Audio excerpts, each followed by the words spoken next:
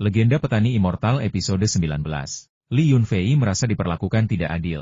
Ia baru saja mengamati sosok sepupunya yang menarik, lalu bertemu dengan gadis cantik bertubuh seksi ini. Itu hanyalah perbandingan biasa. Ia benar-benar tidak bermaksud apa-apa. Lupakan saja, aku tidak akan merendahkan diri sampai ke levelnya. Membeli pakaian untuk sepupuku adalah hal yang paling penting. Saat Li Yunfei pergi, banyak pria masih menatap kosong ke arah gadis bercelana pendek itu menghilang, menelan ludah dengan susah payah. Ada beberapa toko pakaian desainer di dekat situ, dan mengingat sepupu saya sekarang adalah manajer umum perusahaan perlindungan lingkungan King Yu, dia pasti membutuhkan pakaian kerja yang lebih mewah. Jadi, setengah jam kemudian, selain beberapa set pakaian dalam, dia juga membawa pulang 7 atau 6 set pakaian kerja wanita yang mahal. Li Yunfei membawa tas-tas besar dan bungkusan-bungkusan kecil, kembali ke hotel dengan penuh semangat. Tepat ketika dia hendak menekan bel pintu kamar sebelah tiba-tiba terbuka. Seorang gadis bertubuh seksi, hanya mengenakan jubah mandi, berteriak ke lorong yang kosong, "Kenapa camilan tengah malamku belum juga datang? Apa kau tidak tahu aku kelaparan? Dan telepon rusak sialan ini, kenapa aku tidak bisa menghubungi? Hotel bintang 4 macam apa ini? Lebih buruk daripada motel murah di jalanan. Jika aku tidak mendapatkan apa yang kuinginkan dalam 1 menit, aku akan mengadu ke manajer umum kalian."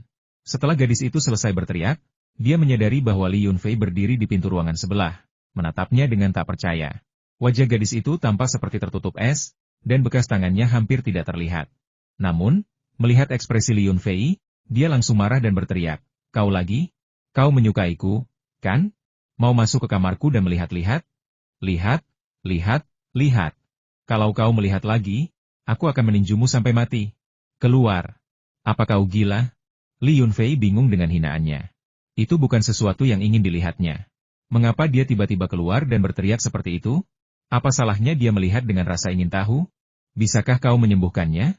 Gadis itu berdiri dengan tangan di pinggang, tampak seperti mengalami menstruasi tidak teratur dan ingin memulai perkelahian. Kau gila. Sekalipun kau tahu cara menyembuhkannya, kenapa aku harus mengobatimu? Bukankah pengobatan itu membutuhkan biaya? Balas Li Yunfei. Tepat saat itu, sepupunya membuka pintu, jadi dia mendorongnya hingga terbuka dan masuk, tidak ingin mendengar sepupunya terus mengumpat. Yang Yunu mengenakan jubah mandi yang disediakan hotel, tetapi itu tidak bisa menyembunyikan sosoknya yang memikat. Dengan sosok yang sama menggoda, Li Yunfei melihat kelembutan dalam diri Yang Yunu, tetapi pada wanita yang sebelumnya ia lihat, ia melihat sensualitas yang liar dan seksi. "Sepupu, ada apa?" tanya Yang Yunu khawatir ketika melihat Li Yunfei tampak tidak bahagia. "Hehe, bukan apa-apa, cuma bertemu orang gila," katanya sambil melambaikan pakaian di tangannya. "Ini pakaian yang kubeli untukmu, lihat saja kalau kamu suka." "Astaga, kenapa kamu beli sebanyak itu? Kamu boros lagi." Yang Yunu menegur di permukaan, tetapi diam-diam merasa senang. Setelah mengambil pakaian itu, dia tak sabar untuk memeriksanya. "Sekarang kita sudah punya uang, kenapa tidak kita pakai saja?" saran Li Yunfei sambil sepupunya memperlihatkan berbagai pakaian kepadanya. "Masih pagi, ayo kita coba dan lihat apakah ukurannya pas. Toko pakaian ada di lantai bawah hotel, dan kita bisa menukarnya jika tidak pas." "Baiklah, aku akan mencobanya." Yang Yunu memeluk pakaian itu dengan malu-malu, masuk ke kamar tidur, dan menutup pintu. Li Yunfei mengira dia akan mendapatkan kejutan menyenangkan, tetapi setelah menunggu lama, sepupunya masih belum keluar. Kemudian dia ingat bahwa ada cermin besar di kamar tidur, jadi dia bisa mencoba pakaian di dalam tanpa harus lari keluar untuk menggunakan cermin di dekat pintu atau kamar mandi. Tak berdaya, Li Yunfei menyalakan TV dan dengan santai membolak-balik jadwal program. Di berita kota Yunhuang, Li Yunfei melihat video kampanye perekrutan Chu Jihua. Di TV, Chu Jihua tidak sesopan seperti di kehidupan nyata. Dikelilingi oleh kerumunan, ia tampak sangat berwibawa. Sebenarnya, pekerjaan wajib militer biasanya ditangani oleh wakil komandan provinsi. Inspeksi Chu Jihua terhadap pekerjaan wajib militer, mengingat statusnya, sudah menunjukkan pentingnya hal itu. Oleh karena itu, seluruh kota Yunhuang menanggapi pekerjaan wajib militer tahun ini dengan sangat serius. Mendengar bahwa cabang-cabang militer tahun ini cukup baik, Li Yunfei mendengar orang-orang di desa membicarakannya sebelum kembali ke kota. Bahkan menyarankan agar anak-anak pekerja migran kembali untuk bergabung dengan tentara. Setelah mendampingi Chu Jihua dalam kunjungan inspeksinya, Wali Kota Huang mengunjungi pusat pengobatan tradisional Tiongkok dan pusat pembibitan tanaman di kota tersebut, yang merupakan pilar ekonomi khas kota Yunhuang, dan setiap wali kota selalu memberikan perhatian besar pada daerah ini. Li Yunfei mencatat lokasi tersebut, berencana untuk mengunjunginya besok. Bibit tanaman obat mudah ditemukan, dia bisa membelinya di mana saja. Yang menjadi perhatian sebenarnya adalah basis budidaya perikanan. Dia perlu menemukan beberapa basis budidaya perikanan besar, karena hanya basis-basis itulah yang memiliki ikan air tawar yang berharga. Spesies langka seperti ikan pisau dan ikan shark tidak tersedia di setiap basis budidaya perikanan. Siaran berita sudah selesai, tetapi sepupu saya masih belum keluar. Saya mematikan TV dan mendengarkan dengan saksama suara-suara di ruangan itu. Yang mengejutkan, saya mendengar dia mendengkur pelan. Ternyata, dia tertidur saat mencoba pakaian. Pendingin ruangan menyala, dan karena khawatir Li Yunfei tidak tertutup selimut, ia mendorong pintu hingga terbuka dan menguncinya dari dalam. Li Yunfei tidak bisa masuk, jadi ia tidak punya pilihan selain membiarkannya saja. Ia meringkuk di sofa, memasuki ruangan kecil itu, mengamati wilayah pribadinya yang jauh lebih luas, dan tertidur dengan puas. Saat aku bangun pagi, hal pertama yang kulihat adalah sepupuku duduk di depanku, menatapku tanpa bergerak. Melihatku sudah bangun, dia tersenyum bahagia dan berkata, "Maaf, sepupu, kemarin aku terlalu lelah dan tertidur sebelum selesai mencoba pakaian. Tapi anehnya, saat aku bangun, semua lukaku sudah sembuh total, tidak ada memar sedikit pun." Dia dengan gembira berputar-putar di tanah, lalu menunjuk ke matanya dan sudut mulutnya untuk membuktikan bahwa dia sama sekali tidak terluka. Saat itu, ia mengenakan rok bergaya kerja, blazer abu-abu di atasnya, dan atasan hitam tanpa tali di bawahnya, yang sedikit memperlihatkan belahan dadanya. Pinggangnya sangat ramping, membuat rok hitam itu tampak ketat dan menonjolkan bentuk bokongnya, membuatnya terlihat dewasa dan memikat. Rambutnya tidak disisir, terurai alami dan ia bertelanjang kaki, tampak seperti peri segar dan menawan. Kontras dengan pakaiannya yang dewasa agak mencolok, tetapi justru kontras inilah yang menarik perhatian pada kecantikan sensualnya. Mendekatlah dan biarkan aku melihatnya. Li Yunfei tersenyum dan memberi isyarat dengan tangannya sambil berbaring di sofa. Yang Yunu, tanpa curiga, dengan senang hati setengah berjongkok di depannya, menjulurkan lehernya agar dia bisa melihat. Li Yunfei meraih dagunya, mencium bibirnya, mengabaikan ekspresi terkejutnya, melompat dan tertawa terbahak-bahak dasar pemula. "Kau bisa tertidur saat mencoba pakaian, membuatku tidur di sofa sepanjang malam. Kau tidak akan belajar dari kesalahanmu jika aku tidak menghukummu." Menyebalkan sekali. Yang Yunu tersipu malu dan melompat mengejar Li Yunfei. Ia merasa aneh hari ini. Dengan sedikit usaha, ia merasakan kecepatannya meningkat drastis, dan dalam sekejap mata, ia berhasil menyusul Li Yunfei. Meraih lengannya, ia menariknya ke belakang, sedikit menekuk lutut kanannya, dan menggunakan gerakan dari Tai Chi Gaya yang, kuda liar membelah surainya. Gerakan ini bisa digunakan untuk menyerang atau melempar seseorang. Yang Yunu jelas hanya bermain-main dengan Li Yunfei, bermaksud menakutinya. Namun, dia tidak pernah menyangka bahwa kecepatan dan kekuatannya begitu hebat sehingga dia bisa melempar Li Yunfei ke belakangnya dalam sekejap. Dengan bunyi gedebuk, Li Yunfei bereaksi sangat cepat sebelum jatuh ke tanah. Dia menekan tangannya di karpet dan melakukan salto di tempat, jadi dia tidak terlalu malu. "Astaga, dengan cengkeraman, tarikan, dan guncanganmu, aku sama sekali tidak punya kekuatan untuk melawan. Aku juga sudah berlatih, tapi perbedaannya terlalu besar." Li Yunfei berdiri, alat kelaminnya gemetar. Ia berpikir dalam hati bahwa ia beruntung tidak melakukan sesuatu yang gegabah. Jika tidak, jika sepupunya mengamuk, ia pasti sudah mati tanpa tempat pemakaman. "Maaf, aku tadi tidak bisa mengendalikan kekuatanku. Aku tidak tahu apa yang salah denganku. Tapi aku merasa aneh hari ini. Seperti berat badanku turun 2 kilogram, dan koordinasi serta kecepatanku sedikit meningkat." Yang Yunu menjelaskan dengan gugup, takut menakut-nakuti sepupunya. "Haha, kau akan terbiasa." Li Yunfei tidak ingin mengungkapkan rahasia air mata air itu. Kakeknya memiliki indera perasa yang tajam dan tingkat kultivasi yang tinggi. Ia bisa mengetahui sifat luar biasa dari air mata air spasial itu hanya dengan satu tegukan. Ia tidak bisa menipu orang tua itu, tetapi mungkin bisa menipu sepupunya.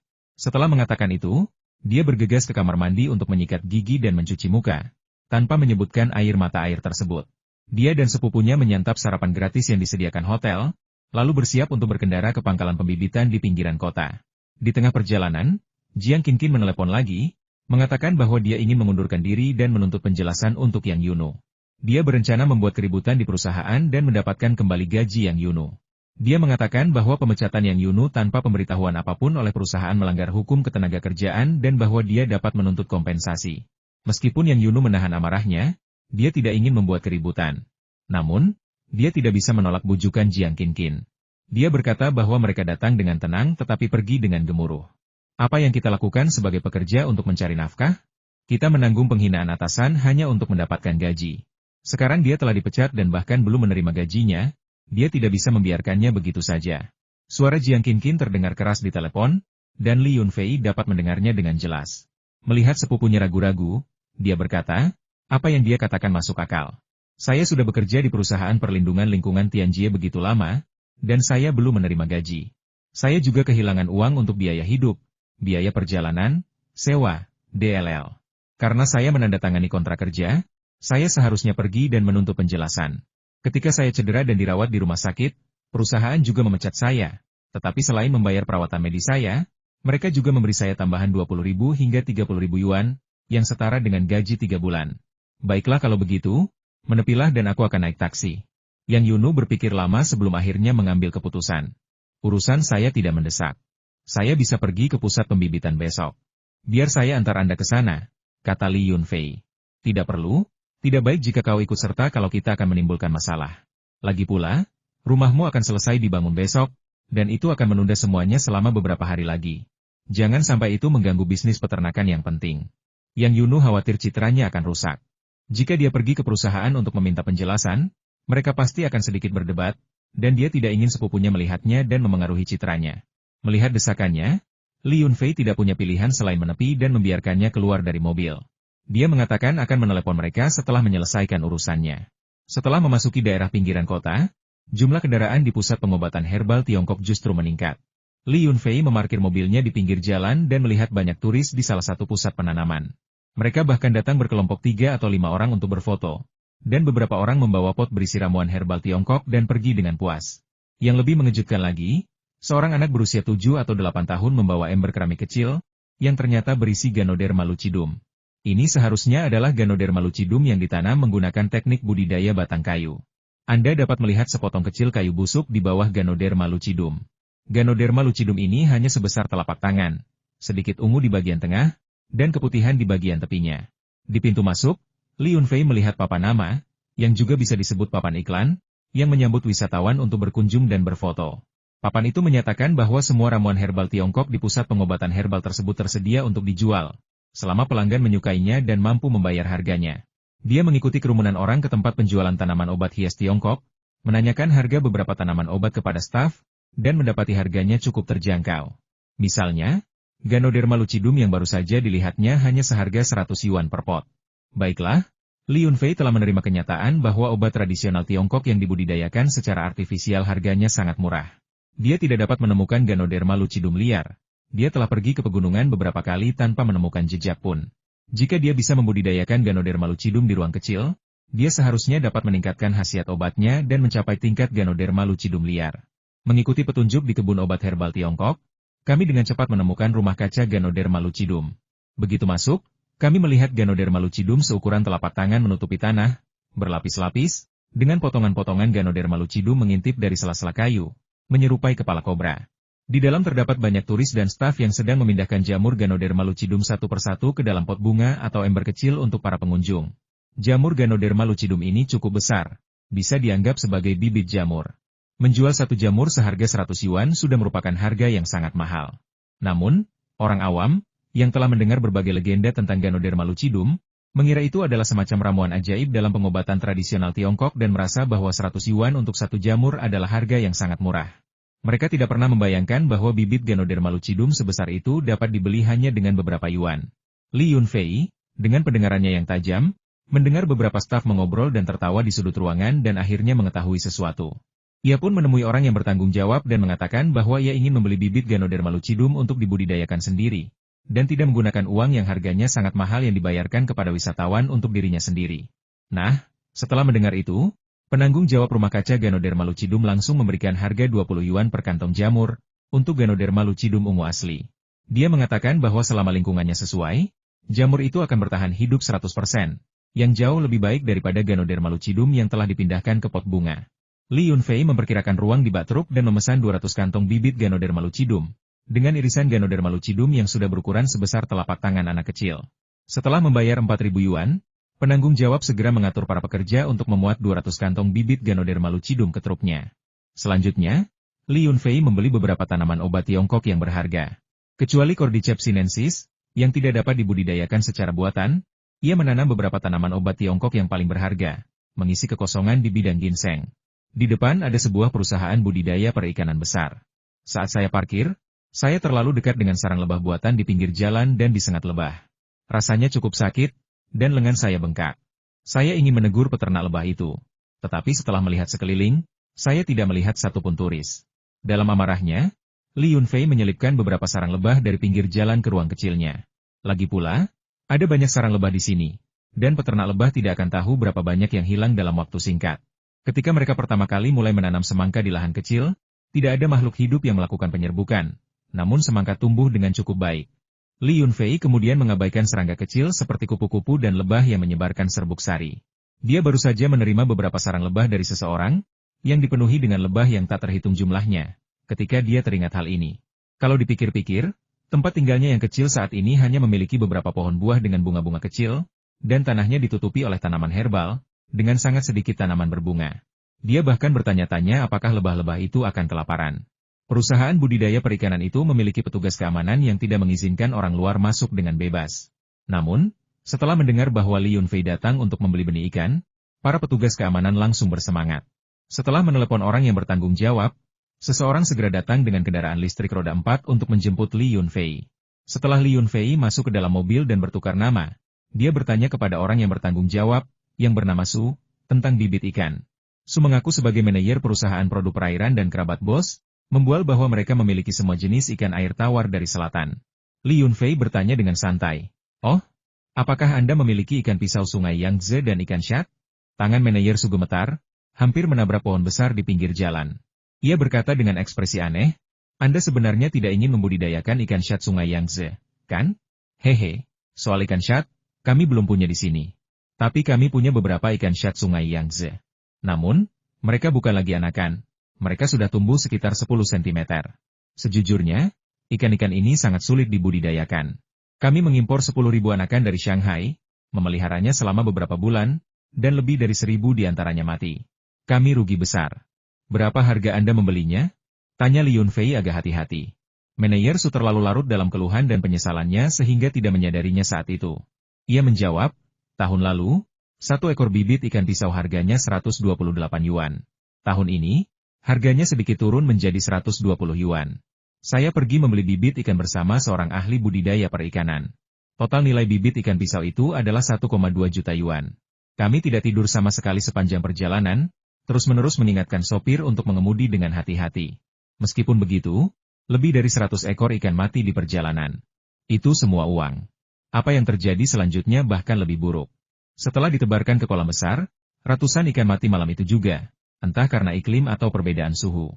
Bos kami sangat marah sehingga dia membanting tinjunya ke meja dan mengatakan bahwa kami harus mencari tahu penyebabnya. Orang lain bisa membudidayakan ikan yang begitu sensitif, tetapi perusahaan budidaya perikanan besar kami bahkan tidak bisa menjaga agar benih ikan kecil tetap hidup. Ini sangat memalukan. Namun, semakin kami berusaha melakukannya dengan baik, semakin besar pula hambatan yang kami hadapi. Ketika hanya tersisa 5.000 dari 10.000 ikan pita, atasan kami menyerah dan mengatakan untuk membiarkan teknisi budidaya perikanan kami bereksperimen sesuka hati.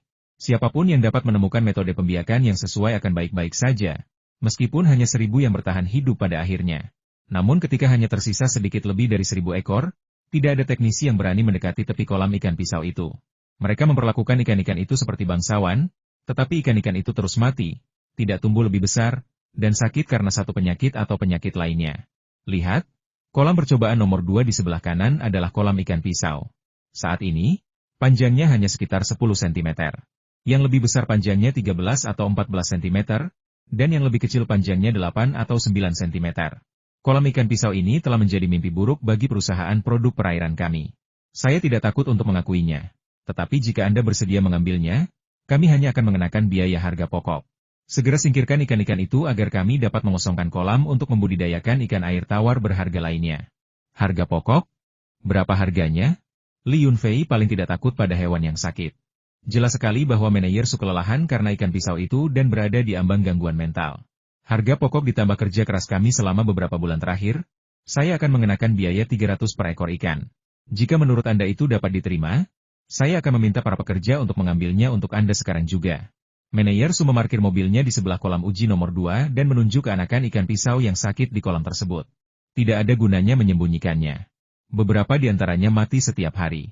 Lihat, kami baru saja mengambilnya pagi ini, dan sekarang ada lebih dari selusin yang mengambang dengan perut menghadap ke atas. Li Yunfei keluar dari mobil, mengerutkan kening dan berpikir sejenak, lalu menganggap harga itu dapat diterima. Harga pasar ikan pita bervariasi setiap tahun. Ikan pita hidup hasil budidaya dapat dijual seharga 4 atau 5.000 yuan per jin ketika harga tinggi, tetapi dapat dibeli seharga 4 atau 500 yuan per jin ketika harga rendah. Dia tidak bisa menebak harga tahun depan, tetapi tawaran pihak lain masuk akal. Harga pembelian ditambah biaya pakan selama beberapa bulan terakhir, 300 yuan per ekor ikan akan dapat diterima. Orang biasa tidak akan pernah menerima ikan goreng yang sakit ini, tetapi bagi Li Yunfei, penyakit bukanlah masalah. Dengan air mata air luar angkasa, dia pasti bisa menjaga agar ikan-ikan itu tetap hidup dan bersemangat. Setelah mempertimbangkan semuanya, Li Yunfei tetap menawar harganya terlalu tinggi.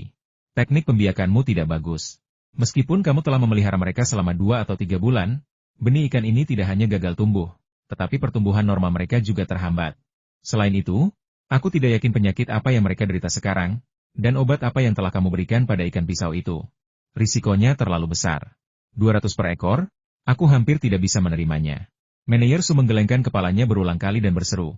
Tidak, 200 per ekor ikan terlalu murah. Kita sudah menghabiskan lebih dari 1 juta untuk ikan pita ini, dan sekarang nilainya hanya 2 atau 300 ribu. Perbedaannya terlalu besar, bos akan memarahi kita habis-habisan.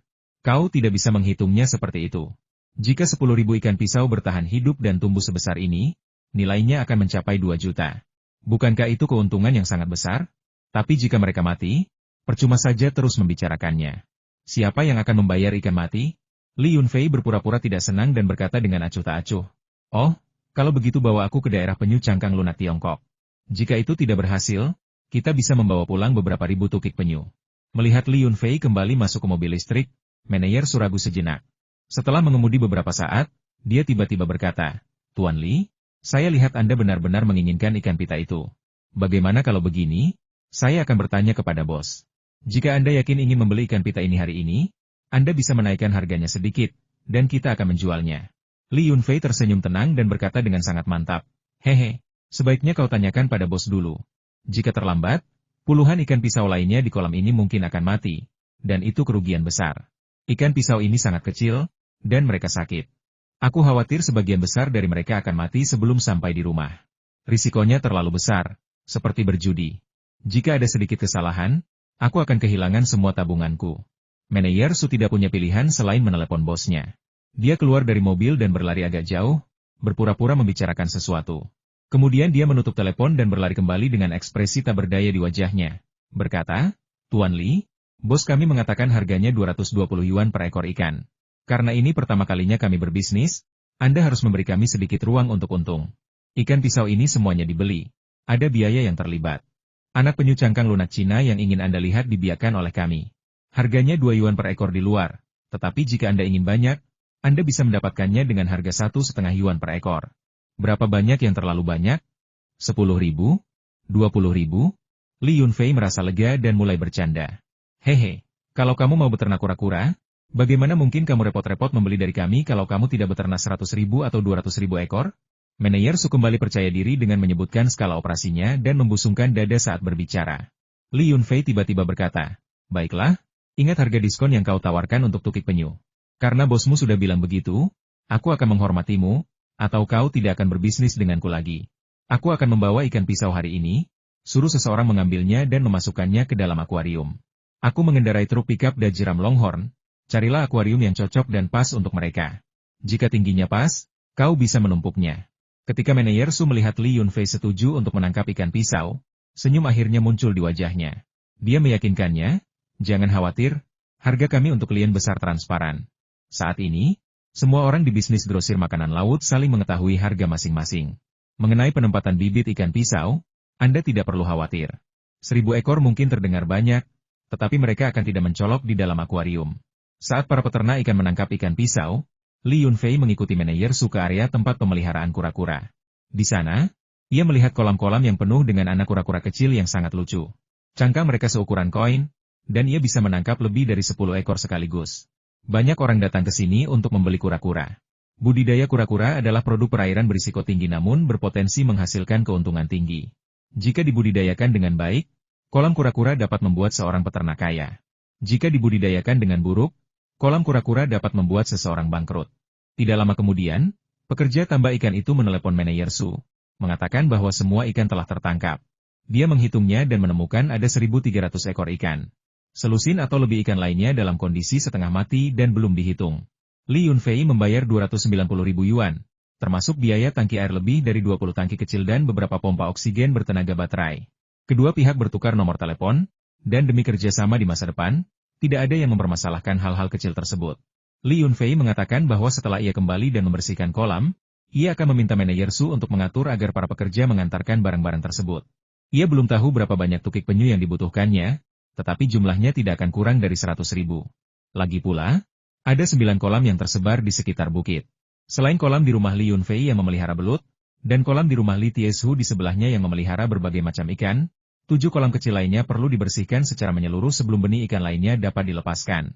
Li Yunfei telah memutuskan untuk memelihara kura-kura.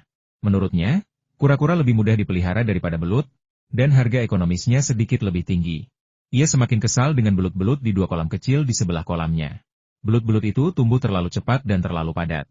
Sepertinya ia harus membersihkan salah satu kolam kecil itu dan memberi mereka tempat tinggal baru. Dengan muatan truk berisi bibit ikan pisau setengah dewasa senilai ratusan ribu yuan, Li Yunfei memarkir truknya di sebuah rumpun pohon di dekatnya. Melihat tidak ada orang di sekitar, ia meletakkan tangki air di truk satu persatu ke ruang kecilnya dan menuangkan bibit ikan pisau ke dalam kolam kecil di tempat yang sudah lama kosong itu. Begitu air dituangkan, ikan pisau yang sakit, yang tadinya telentang, langsung bersemangat dan mulai bermain-main di sekitar bunga teratai, memercikan air dengan ekornya sambil memakan tanaman air muda di bawah daun teratai. Li Yunfei akhirnya menghela napas lega setelah melepaskan lebih dari 1.300 benih ikan pisau ke kolam pembibitan kecil. Hanya di kolam kecil inilah ikan pisau benar-benar aman. Ikan yang sakit harus diobati, dan ikan yang sehat harus diperkuat. Mereka sama sekali tidak boleh dibiarkan mati begitu saja.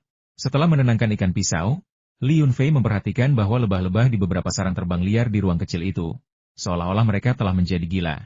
Di sekitar planet kecil ini, puluhan lebah akan mengerumuni setiap bunga yang mereka lihat, membentuk lingkaran besar, mencoba menyengat benang sari dan mengumpulkan nektar. Ular piton emas itu menatap kosong ke arah tetangganya yang baru, yang terang-terangan merebut wilayahnya.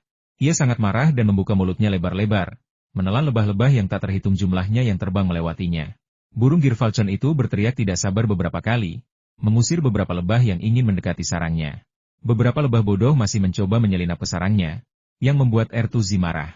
Ia menjulurkan lehernya dan mematuk mereka beberapa kali, dan tiba-tiba semuanya menjadi tenang.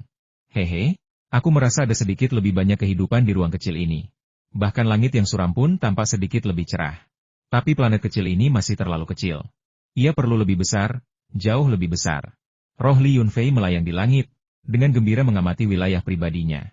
Namun, ia hanya memiliki beberapa menit untuk menyelesaikan pengamatan tersebut, yang membuatnya merasa tidak puas. Setelah makan siang, Li Yunfei berjalan-jalan di jalanan, mencari batu giok mentah dengan harga terjangkau. Harganya tidak murah, semuanya lebih mahal daripada batu giok yang dibelinya sehari sebelumnya, dan beberapa palsu sementara yang lain asli. Dia berkata tidak akan membeli apapun, tetapi tanpa disadari, dia telah menghabiskan lebih dari 2 juta yuan. Masih ada sekitar 5 juta yang tersisa di rekening, jadi aku harus berhati-hati dalam pengeluaran. Villa itu perlu direnovasi. Sistem tenaga angin akan menelan biaya beberapa ratus ribu, dan perusahaan investasi pariwisata perlu terus menginvestasikan uang. Li Yunfei berpikir dia bisa menjual tanaman ginseng lainnya di pot bunga kecil itu dan memiliki lebih banyak uang tunai agar merasa lebih percaya diri. Yang Yunu dan Jiang Qinqin menelepon untuk memberitahu bahwa mereka telah berhasil menerima upah mereka dan akan pergi ke Starbucks untuk merayakannya. Mereka bertanya kepada Li Yunfei apakah dia ingin ikut. Li Yunfei berpikir dalam hati, bagaimana mungkin aku tidak datang? Tapi, apakah ada 2 wanita gila yang merayakan di Starbucks? Aku harus kembali ke kota Qinglong siang ini karena villa akan rampung besok, dan kami akan mengadakan perayaan sederhana. Setelah mendapatkan alamatnya, aku buru-buru pergi menjemput sepupuku. Sepupu, aku sangat bahagia. Yang Yunu memeluk Li Yunfei begitu mereka bertemu. Hehe, aku juga sangat senang. Li Yunfei merasakan kegembiraan dan antusiasme sepupunya, memeluk pinggangnya, dan enggan melepaskannya. Jiang Qinqin tertawa terbahak-bahak dari samping akulah yang berusaha keras membantumu mendapatkan upahmu. Tetapi kau malah memberikan keuntungannya kepada sepupumu. Yunu, tidakkah kau tahu betapa menariknya tubuhmu yang lembut bagi laki-laki? Aku tak tega meninggalkanmu, aku sangat suka memelukmu saat tidur. Menjauh dariku, dasar perempuan tak tahu malu. Apa kau tidak tahu di mana kau berada? Bagaimana bisa kau bercanda seperti ini? Yang Yunu mudah merasa malu, dan wajahnya langsung memerah setelah mendengar itu. Li Yunfei tidak ingin sepupunya diganggu oleh preman perempuan ini, jadi dia berkata, Itu tidak bisa dibiarkan. Yunu milikku. Haha, di masa depan, ketika aku tidur dengan sepupuku, kamu juga bisa ikut, kan? HMPH, aku tahu aku tidak bisa mengikuti mereka. Jadi aku memanfaatkan kesempatan ini untuk memeluk mereka sepuasnya. Jiang Qinqin berkata sambil tertawa, sudah mengemasi barang-barangnya untuk meninggalkan Starbucks, karena banyak pelanggan sudah mengalihkan perhatian mereka kepada mereka. Yang Yuno mengabaikan kata-katanya dan berkata dengan gembira, Qinqin mengundurkan diri untukku, jadi aku mengundangnya ke perusahaan kita. Sepupu, kau tidak keberatan, kan? Dasar bodoh, menanyakan itu padaku di depan Jiang Qinqin? Sekalipun aku punya banyak pendapat, aku tidak bisa mengatakannya. Li Yunfei mencubit-cuping telinga sepupunya yang memerah, yang montok dan memiliki kulit halus, dan tampak sangat nyaman. Wow kan masih baru. Xiao Bai itu nama anjing, oke? Qinqin lebih tahu dan lebih berpengalaman dariku. Perusahaan kita baru saja berdiri, dan tanpa seseorang yang benar-benar mau membantu, aku tidak bisa mengurusnya. Yang Yuno menepis tangan Li Yunfei dan menjelaskan kepadanya. Jiang Qinqin tak tahan lagi dan menggoda. Kamu gadis yang naif. Sepupumu jelas-jelas menggodamu, tapi kamu tidak menyadarinya dan bahkan menjelaskannya dengan serius. Lucu sekali. Aneh kalau dia tidak setuju. Dan aku juga tahu dia ingin aku membantunya merekrut karyawan. Bahkan membujukku untuk merekrut karyawan dari perusahaan perlindungan lingkungan Tianjie. Pintar.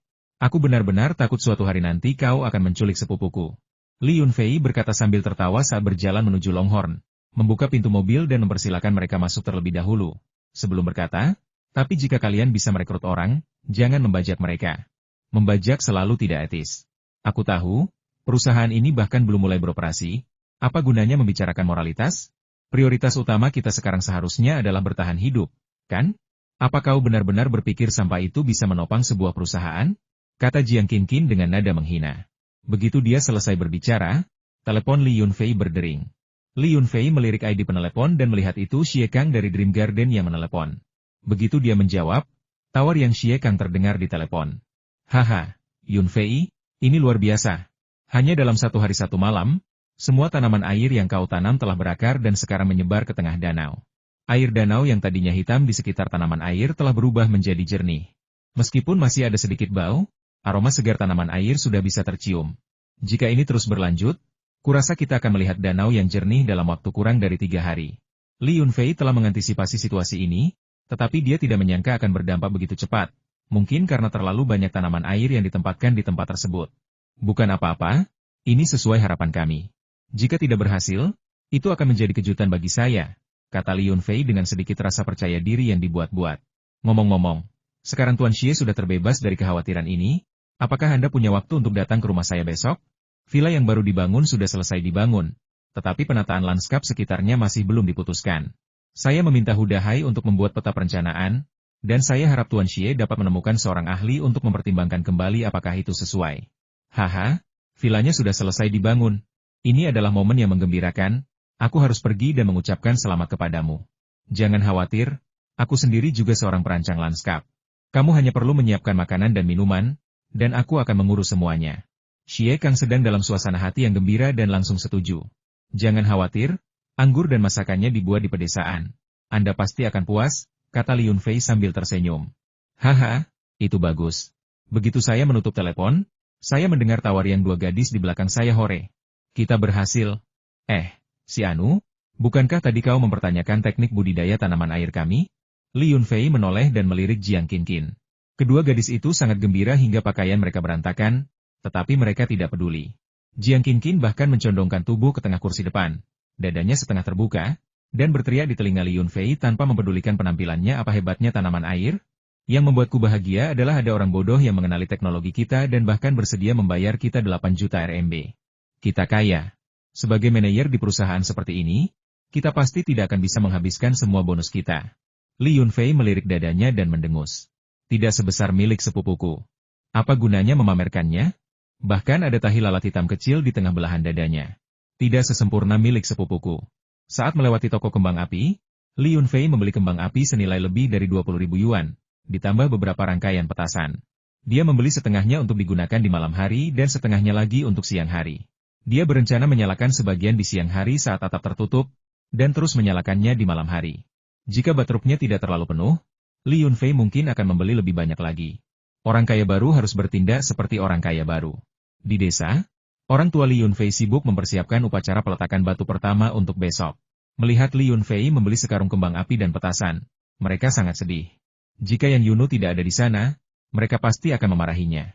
Chef Li ragu sejenak, lalu pergi ke rumahnya untuk menawarkan rokok dan bertukar beberapa kata sopan sebelum Li Yunfei menyadari bahwa ia datang untuk menagih pembayaran.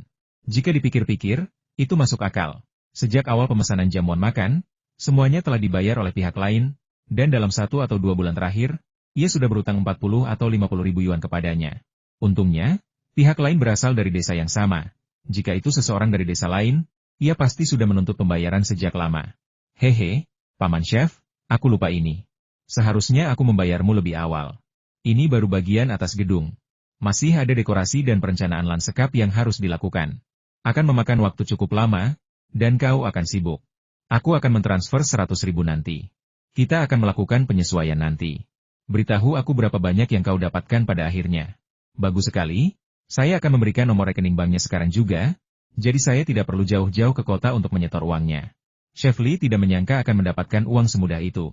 Meskipun dia tahu Li Yunfei kaya, dia terkejut bahwa pria itu akan membayar puluhan ribu yuan hanya dengan satu kata.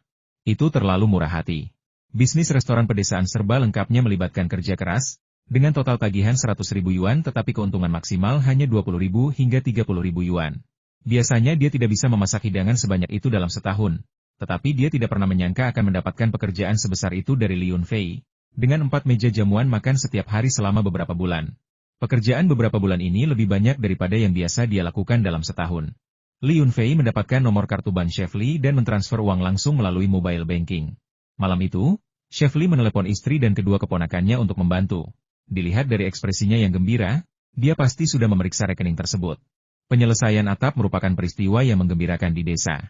Di masa lalu, rumah yang sudah memiliki balok disebut mengangkat balok, dan seluruh desa akan datang untuk merayakannya. Acara ini dipersiapkan sebelumnya, dengan meja-meja yang disiapkan untuk perayaan tersebut. Li Xiao membawa 2 ember penuh ikan, yang tampaknya baru saja ditangkap dari kolam keluarganya. Ketika melihat Li Yunfei, dia tersenyum lebar dan berkata dengan penuh kasih sayang, "Kakak Fua, ayahku bilang aku sudah menabung cukup uang untuk menikah, 100 ribu yuan. Kami belum pernah punya uang sebanyak itu di rekening bank kami sebelumnya." Nah, karena saking gembiranya, dia mulai berbicara sepenuhnya dalam dialek lokalnya.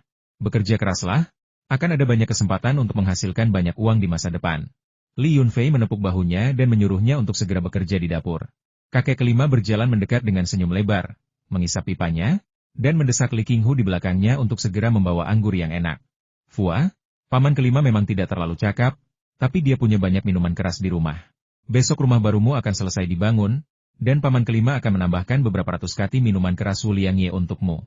Besok hanya untuk keluarga dan penduduk desa, jadi aku tidak akan membawa minuman yang terlalu mahal, dan pastinya bukan minuman keras bekas atau baru. Minuman keras ini sudah disimpan lebih dari 3 tahun, jadi rasa pedas dan keringnya sudah hilang, dan rasanya cukup enak. Aku sudah mencicipinya saat baru dibuka." Mendengar kata-kata kakek kelimanya, Li Yunfei merasakan secercah rasa bersalah. Dia telah membeli semua anggur berkualitas itu, dan anggur ini, yang telah disimpan selama lebih dari 3 tahun, jelas merupakan barang pribadi yang tidak untuk dijual, yang disimpan oleh kakek kelimanya. Meskipun belum cukup lama disimpan, anggur ini tetap layak untuk dibagikan dengannya. Perasaan ini lebih berharga daripada apapun. Setelah membantu kakek kelima menetap, Li Yunfei menyuruhnya berbincang dengan para tetua desa dan membantu Li Qinghu menurunkan 4 guci anggur. Setiap guci dapat menampung 100 jin, jadi keempat guci tersebut akan memiliki berat 400 jin. Harga pokoknya saja sekitar 4.000 yuan, tetapi menurut harga jual yang diberikan Li Yunfei, anggur tersebut dapat dijual seharga 8.000 yuan. Hadiah ini cukup berarti di daerah pedesaan. Menurut Li Qinghu, tuan kelima terutama ingin berterima kasih kepadanya, tetapi dia menolak menerima uang. Dia ingin memanfaatkan upacara penyelesaian bangunan untuk membalas budi ini. Sekarang, karena kedua pabrik anggur Paman Wu beroperasi secara bersamaan, jumlah anggur yang diproduksi telah berlipat ganda. Mereka sangat sibuk sehingga mereka telah mempekerjakan 3 atau 4 pembantu lagi, yang semuanya adalah pekerja berlebih dari desa mereka sendiri atau desa-desa tetangga.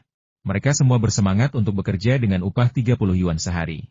Dengan cara ini, keluarga tuan kelima terbebas dari pekerjaan berat, hanya perlu mengawasi prosedur terpenting, memeriksa anggur, menghubungi pedagang biji-bijian, dan berjalan-jalan di sekitar tempat pembakaran keramik pada hari kerja. Mereka sudah mulai menyerupai sebuah kilang anggur kecil. Li Yunfei memberitahu mereka bahwa selama kualitas minuman keras tersebut memenuhi standar, mereka tidak perlu khawatir tentang penjualannya. berapapun jumlah yang mereka buat, dan mendorong mereka untuk memulai produksi secara bebas. Proses pembuatan minuman keras Yao Liang sedikit lebih rumit, dengan biaya rata-rata sekitar 10 yuan per jin. Setelah membuang bagian yang tidak diinginkan, mereka memilih bagian terbaik untuk memasok Li Yunfei, menghasilkan margin keuntungan hampir 100%. Setelah menghitung keuntungan, kakek kelima menjadi gelisah dan beberapa kali menghampiri Li Yunfei untuk menanyakan apakah bos kota itu benar-benar bersedia bekerja sama dalam jangka panjang. Ia khawatir peralatan yang baru saja dibelinya akan menjadi terlalu mahal dan akhirnya ia harus membeli dari pabrik anggur lain, sehingga uangnya terbuang sia-sia. Li Yunfei meyakinkan keluarga kakek kelima bahwa dengan pasokan stabil 4 hingga 5.000 kati per bulan, para petinggi kota pasti akan mampu membeli semuanya. Namun, minuman keras sisa berkualitas rendah dan minuman keras yang terbakar secara tidak sengaja merupakan masalah yang tak terhindarkan yang harus dihadapi keluarga kakek kelima di kota. Menurut perhitungan, akan ada keuntungan sekitar 500.000 yuan per tahun.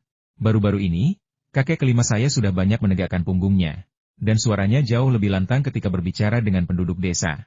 Jadi, ketika ia mendengar bahwa rumah Li Yunfei telah selesai dibangun, ia segera menyuruh cucunya untuk mengantarkan 400 jin anggur berkualitas tanpa ragu-ragu. Lalu bagaimana jika harganya 4.000 yuan? Lalu bagaimana jika harganya 8.000 yuan? Jika ada anggota keluarga yang berani mengatakan sepatah kata pun, kakek Wu akan menghantamkan guci anggur ke wajah mereka. Jika bukan karena Fua, mungkinkah keluarga itu bisa mendapatkan uang sebanyak itu? Mungkinkah tempat penyulingan mereka terus terbakar setiap hari? Mendengar sepupunya mengungkapkan rasa terima kasihnya dengan terbata-bata, Li Yunfei juga sangat senang. Ia berpikir akan sangat bermakna jika kerabat, teman, dan sesama penduduk desa juga mendapat manfaat dari kekayaannya, sehingga semua orang bisa menjadi kaya bersama-sama. Luo Peng dan kepala desa Li Tianlai muncul bersama. Keduanya telah berbincang-bincang dengan baik beberapa hari terakhir ini, dan proyek tersebut berjalan dengan cepat. Kedua pria itu bergandengan tangan, berbisik satu sama lain dari waktu ke waktu. Seandainya mereka tidak berbeda generasi, mereka pasti ingin menjadi saudara angkat. Luo Peng tertawa dan berkata, Yunfei, gubuk bambu untuk memancing akan selesai dalam beberapa hari ke depan dan siap menerima tamu. Tapi aku harus kembali ke selatan dulu untuk mengundurkan diri dari pekerjaanku. Aku tadinya mau pergi malam ini, tapi karena vilamu sudah selesai dibangun, rasanya tidak pantas jika aku tidak mengajakmu minum untuk merayakannya. Li Yunfei tidak sempat memperhatikan Luo Peng beberapa hari terakhir ini. Awalnya ia mengatur agar Luo Peng tinggal di rumahnya, tetapi akhirnya Luo Peng pindah ke rumah kepala desa dan menempati kamar tidur putra kepala desa, Li Zuangzuang. Hal ini membuat Li Zuangzuang marah, dan dilaporkan ia belum meninggalkan tambak ikan selama beberapa hari. Li Yunfei tertawa terbahak-bahak, haha, banyak anggur dan makanan enak. Aku akan menggemukkanmu agar kau bisa membantuku menghasilkan uang. Tapi sebaiknya kau awasi kepala desa. Dia adalah ahli strategi terkenal di desa ini. Jangan biarkan dia menggelapkan investasi kita. Kepala desa Li Tianlai membantah tuduhan tersebut, menunjuk Li Yunfei sambil tertawa dan memarahi. Dasar bocah licik, kapan aku pernah menipumu? Aku tadinya berencana memberimu kesepakatan besar dan cepat, tapi aku tidak menyangka kau akan berbicara tentangku seperti itu. Baiklah kalau begitu, lupakan saja. Jika ada kesepakatan yang bagus, Luo Peng dan aku akan mendiskusikannya dan kami tidak akan melibatkanmu. Li Yunfei mencibir, berkata, bisnis besar apa yang mungkin kau miliki? Jika aku tidak berinvestasi, rumah bambu ini bahkan tidak akan dibangun. Setelah bagian rumah bambu ini selesai dibangun, bukankah kita membutuhkan uang untuk membeli sejumlah peralatan memancing? Dan bukankah kita perlu membangun kantor manajemen di belakang gubuk bambu, yang juga membutuhkan uang? Bagaimana kau tahu? Ini sesuatu yang baru saja kubicarakan dengan Luo Peng. Apakah Luo Peng memberitahumu? Tanya Li Tianlai dengan heran. Luo Peng buru-buru membantah telah melakukannya, mengatakan bahwa dia belum menelepon Li Yunfei sekalipun sejak mereka mulai membicarakan hal itu. Li Yunfei berkata dengan sedikit nada puas diri, Ceka, apa yang sulit ditebak? Bahkan jika kau belum pernah makan daging babi, kau pasti pernah melihat babi berlari, kan?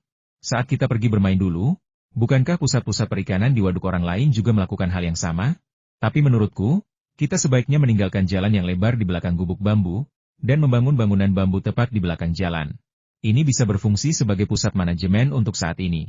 Ketika restoran bangunan bambu dan hotel bangunan bambu dibangun di masa depan, keduanya dapat dihubungkan, sehingga kita tidak perlu melakukan pembangunan lagi. Luo Peng dan Li Tianlai saling bertukar pandangan bingung. Terkejut bahwa Li Yunfei memiliki pandangan jauh ke depan, menghubungkan pusat manajemen dengan rencana agrowisata selanjutnya. Beberapa saat yang lalu, mereka masih berjuang menentukan lokasi pusat manajemen, tetapi sekarang, semua masalah telah terpecahkan. Kedua pria itu mengacungkan jempol dan memuji, tidak heran kamu baru kembali beberapa bulan dan sudah membangun villa serta memulai perusahaan. Kamu benar-benar mampu. Apa maksudmu dengan, Memiliki kemampuan? Aku jenius, haha.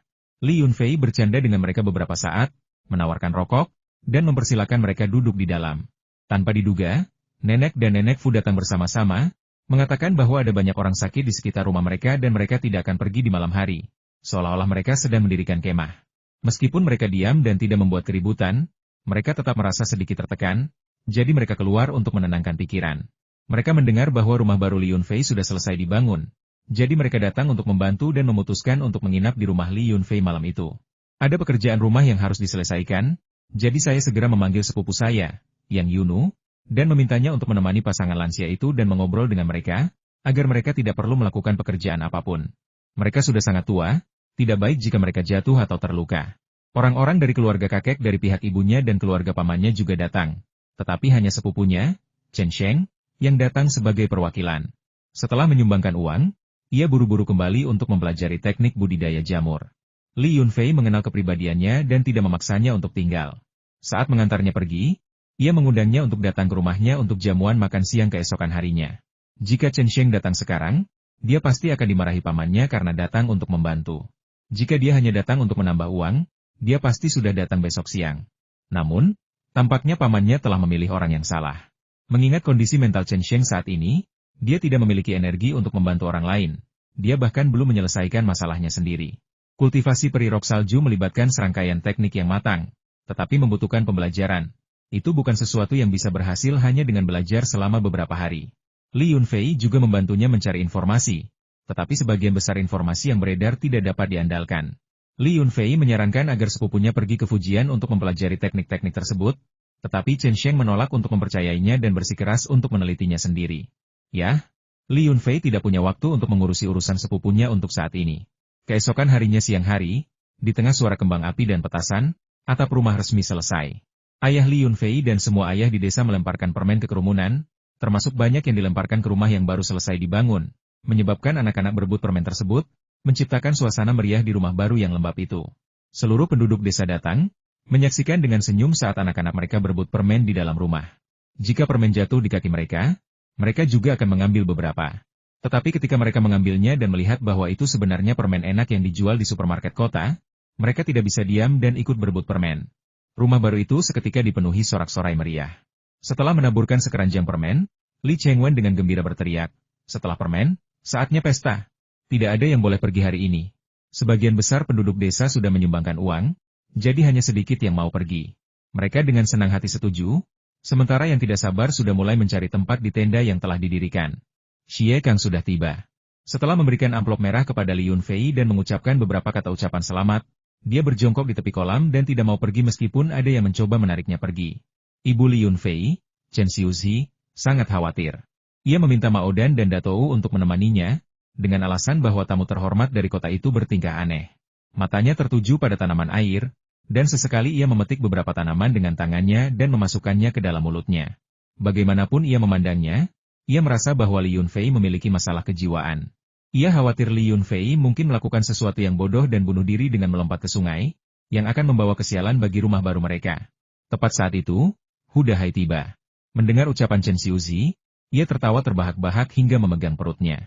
Ia berlari ke arah Xie Kang, menariknya kembali, dan berseru, "Presiden Xie, kenapa Anda tidak mencari tempat lain untuk duduk? Jika Anda terus duduk di situ, Bibi akan khawatir Anda akan bunuh diri.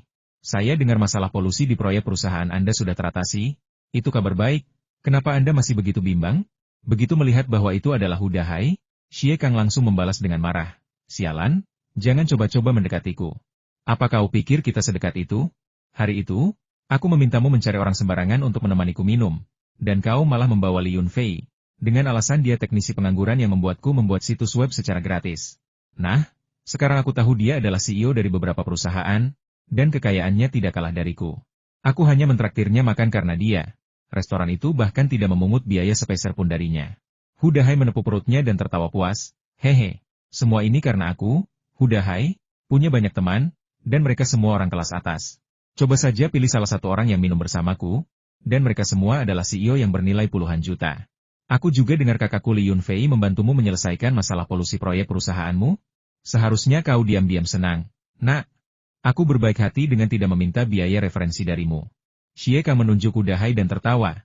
Pergi sana. Yun Fei hanya membantuku karena kami dekat. Tapi setelah dia membantu, aku menyadari bahwa tanaman air yang dia gunakan untuk menyelesaikan masalah polusiku hanyalah tanaman air besar di depan rumahnya. Dia menghasilkan 8 juta hanya dari beberapa tanaman air. Bagaimana menurutmu perasaanku? Sebelum datang ke sini hari ini, aku sudah meminta Departemen Keuangan perusahaan untuk mentransfer 8 juta ke rekening perusahaan perlindungan lingkungan Qingyu. 8 juta hanya untuk beberapa tanaman air? Aku baru saja berpikir, berapa nilai sayuran dan buah-buahan hijau di lereng bukit ini? Tian Mu dari Fu Menlou muncul di belakang kelompok itu bersama sekretarisnya dan melanjutkan, pria ini memiliki mata yang jeli. Dia telah menemukan nilai ladang sayur dan buah ini. Saya tidak tahu berapa nilainya di masa depan. Tetapi hanya dalam beberapa bulan terakhir ini, dia telah mengambil jutaan dari saya. Semangka seharga 100 yuan per pon saya ingin membeli semuanya. Tetapi anak muda bernama Li Yunfei itu tidak setuju.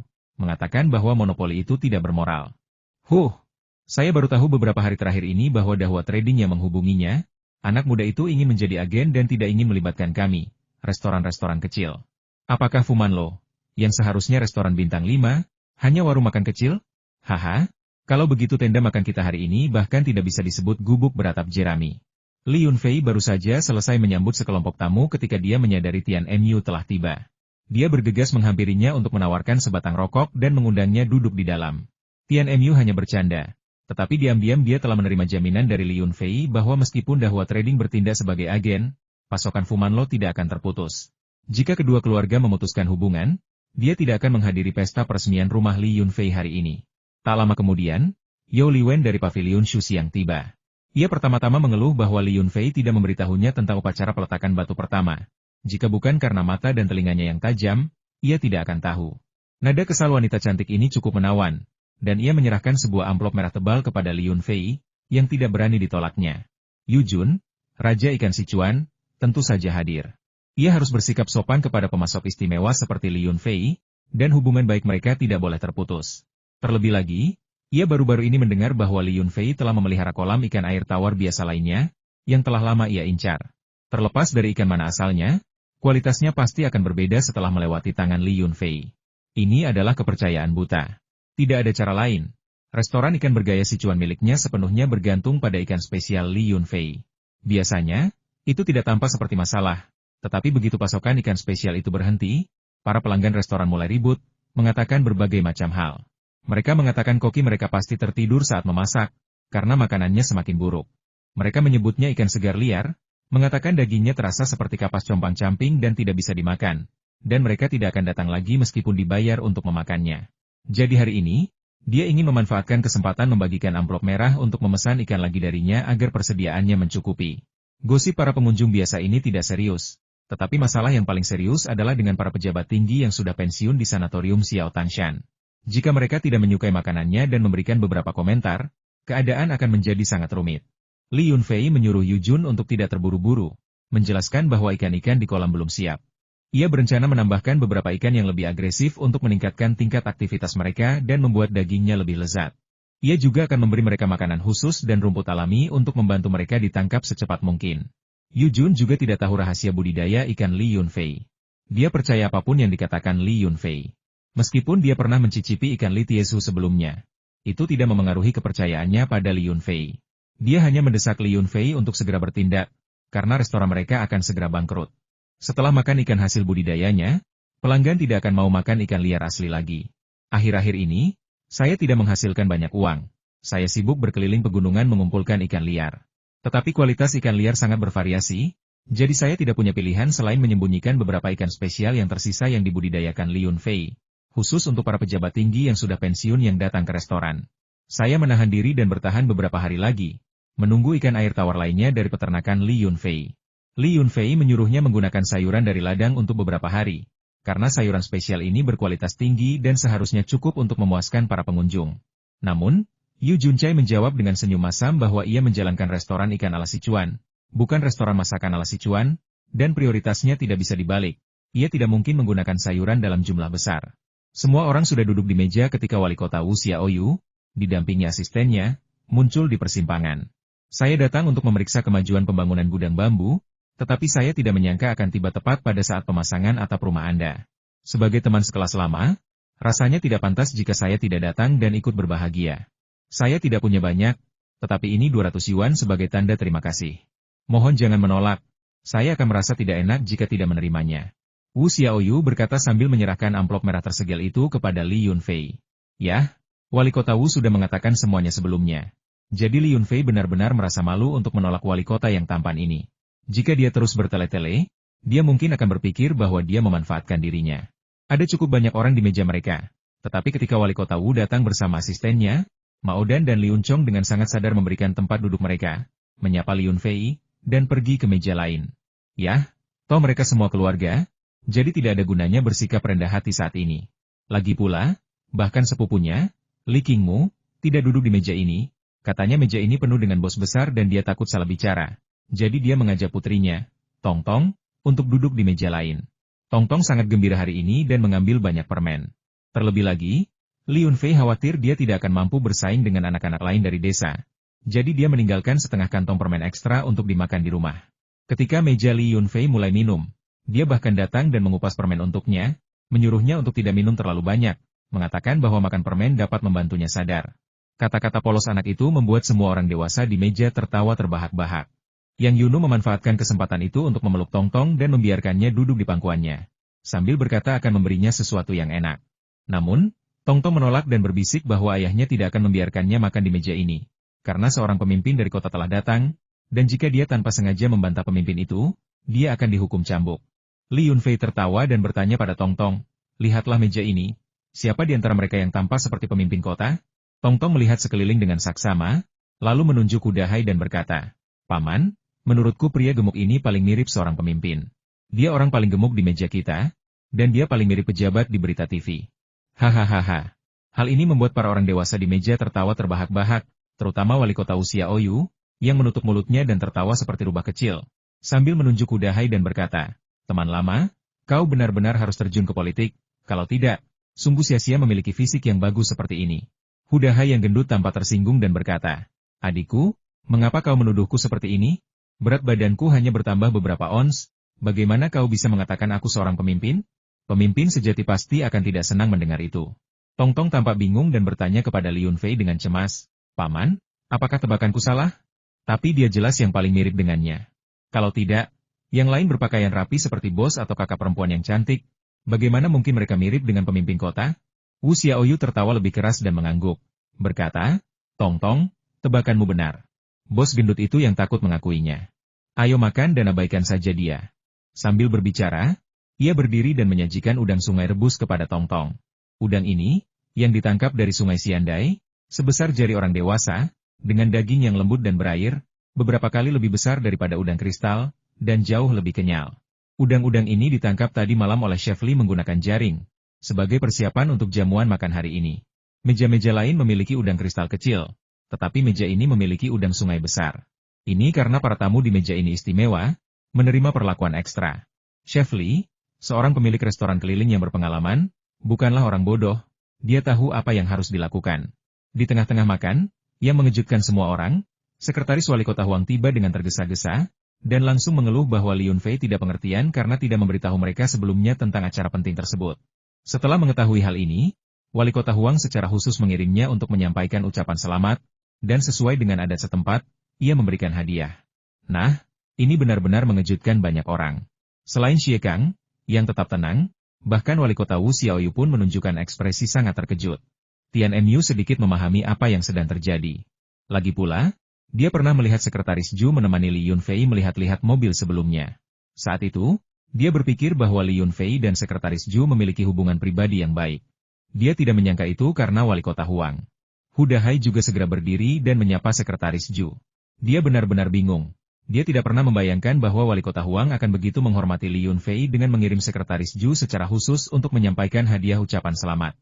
Jika dia tahu sekretaris Zhu akan datang, dia pasti akan mengantarnya untuk mempererat hubungan. Kepala desa Li Tianlai baru saja akan bersulang untuk wali kota. Tetapi setelah mendengar bahwa sekretaris wali kota telah tiba, dia sangat ketakutan sehingga dia tidak berani bergerak. Dia mengatakan bahwa pangkat sekretaris terlalu tinggi dan itu akan memalukan bagi desa. Jadi dia, sebagai kepala desa, harus menjauh dan membiarkan Fua yang menangani semua jamuan. Mangkuk dan sumpit baru disajikan, dan Chef Li secara khusus diinstruksikan untuk segera menyajikan beberapa hidangan baru dan menyingkirkan beberapa hidangan lama dari meja. Hal ini mengurangi rasa canggung dan membuat suasana kembali hidup. Tong-tong tiba-tiba berseru, "Aku tahu. Ini juga seorang pejabat, kan? Aku pernah melihatnya di TV." Semua orang kembali tertawa terbahak-bahak. Melihat Sekretaris Ju tampak benar-benar bingung, Li Yunfei menjelaskan beberapa hal kepadanya, yang langsung membuat Sekretaris Ju ikut tertawa. Li Yunfei kemudian mengambil kesempatan untuk memperkenalkannya kepada wali kota Wu Xiaoyu dan asistennya. Desa tersebut menggunakan parabola untuk televisi. Mereka tidak dapat menerima saluran televisi kabupaten, tetapi mereka dapat menerima siaran televisi satelit kota. Tidak mengherankan jika Sekretaris Ju menemani wali kota Huang dalam kunjungan inspeksinya. Ketika pesta berakhir dan semua orang bubar, mereka semua merasa puas. Penduduk desa mendengar bahwa para pemimpin kota datang khusus untuk merayakan pernikahan Li Yunfei, langsung dipenuhi rasa hormat. Sambil membantu membersihkan meja, mereka semua menanyakan kedatangan para pemimpin kota. Adapun para pemimpin desa, mereka sama sekali diabaikan oleh penduduk desa. Ini wajar saja. Ketika wali kota datang ke rumah Li Yunfei untuk makan malam, hal itu menimbulkan kehebohan di desa. Namun, setelah kegembiraan awal mereda, tidak ada yang banyak bicara. Saat ini, para pemimpin dari kota dipandang sebagai sosok misterius dan berkuasa oleh penduduk desa, yang bahkan berpikir bahwa jika mereka memiliki keluhan, mereka akan meminta Li Yunfei untuk menemukan para pemimpin kota tersebut. Setelah mengantar semua tamu pergi, meskipun Li Yunfei bertubuh tegap, ia terlalu lelah untuk bergerak dan berbaring di tempat tidur. Yang Yunu menyelinap masuk, menutup pintu kamar tidur, dan berkata ia akan memijat punggungnya. Li Yunfei diam-diam merasa senang.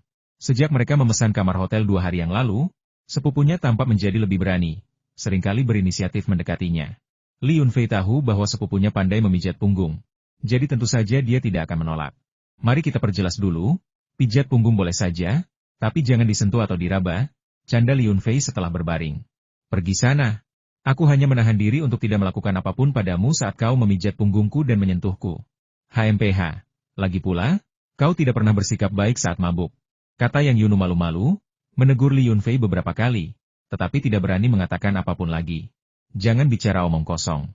Kapan aku menendangmu? Aku hanya menggunakan tanganku. Aduh, pelan-pelan saja. Kekuatanmu meningkat akhir-akhir ini. Jangan gunakan kemampuan sehebat itu pada musuhmu. Jangan ambil kesempatan untuk menindas sepupumu." Li Yunfei menjadi patuh ketika menyadari bahwa sepupunya membalas dendam padanya. "Aku hanya bercanda. Siapa yang menyuruhmu menggangguku?" Yang Yunu tertawa penuh kemenangan saat melihat sepupunya kesakitan. Namun, tangannya yang putih dan lembut menjadi semakin halus, membelai tubuhnya dengan ringan seperti capung yang menyentuh permukaan air. Teknik pijatannya yang terampil membuat Li Yunfei mendesah nyaman. Namun, begitu rasa lelahnya mereda, tangannya kembali gelisah.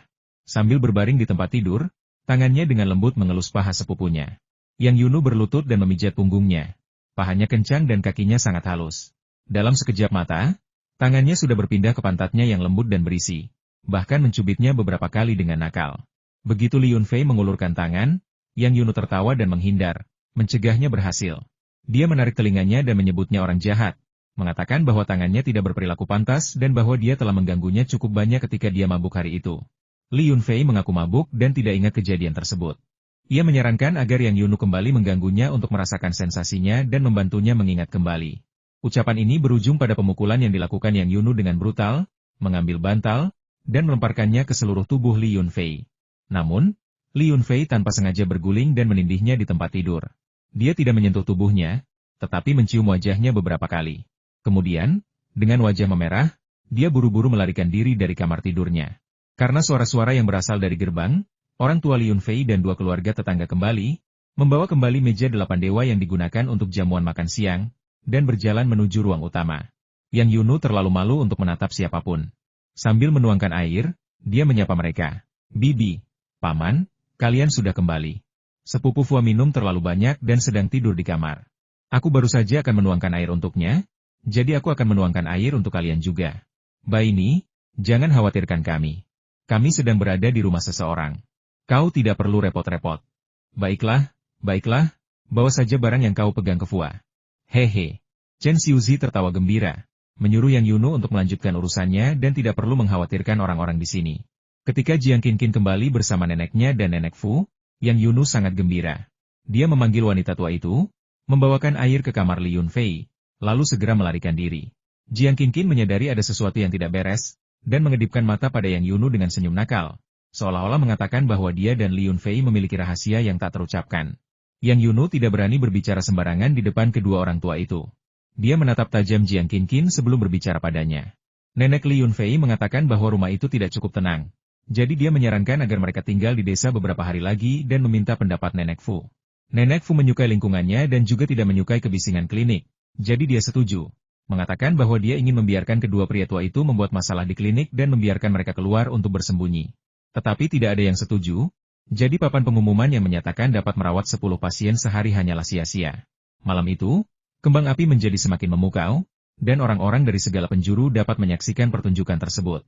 Di tengah kembang api yang berwarna-warni, Li Yunfei mengantar Yang Yunu dan Jiang Qinqin kembali ke Chenjiagou, dan tiba di Lijiashai sebelum para awak perahu menyelesaikan giliran kerja mereka. Tanpa jembatan, kedua tepi sungai menjadi tidak nyaman. Jika ketinggalan feri terakhir, Anda harus mengambil jalan memutar lebih dari 10 mil melalui jalan pegunungan yang terjal.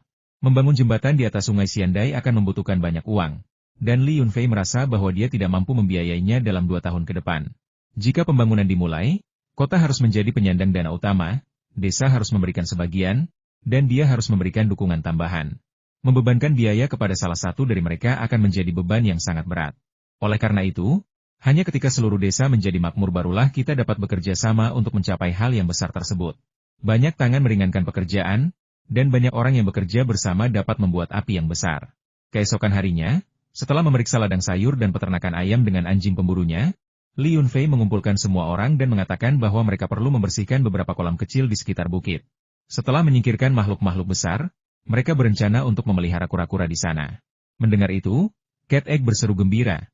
Beternak kura-kura itu menguntungkan. Di kota, kura-kura bisa dijual puluhan yuan per kilogram.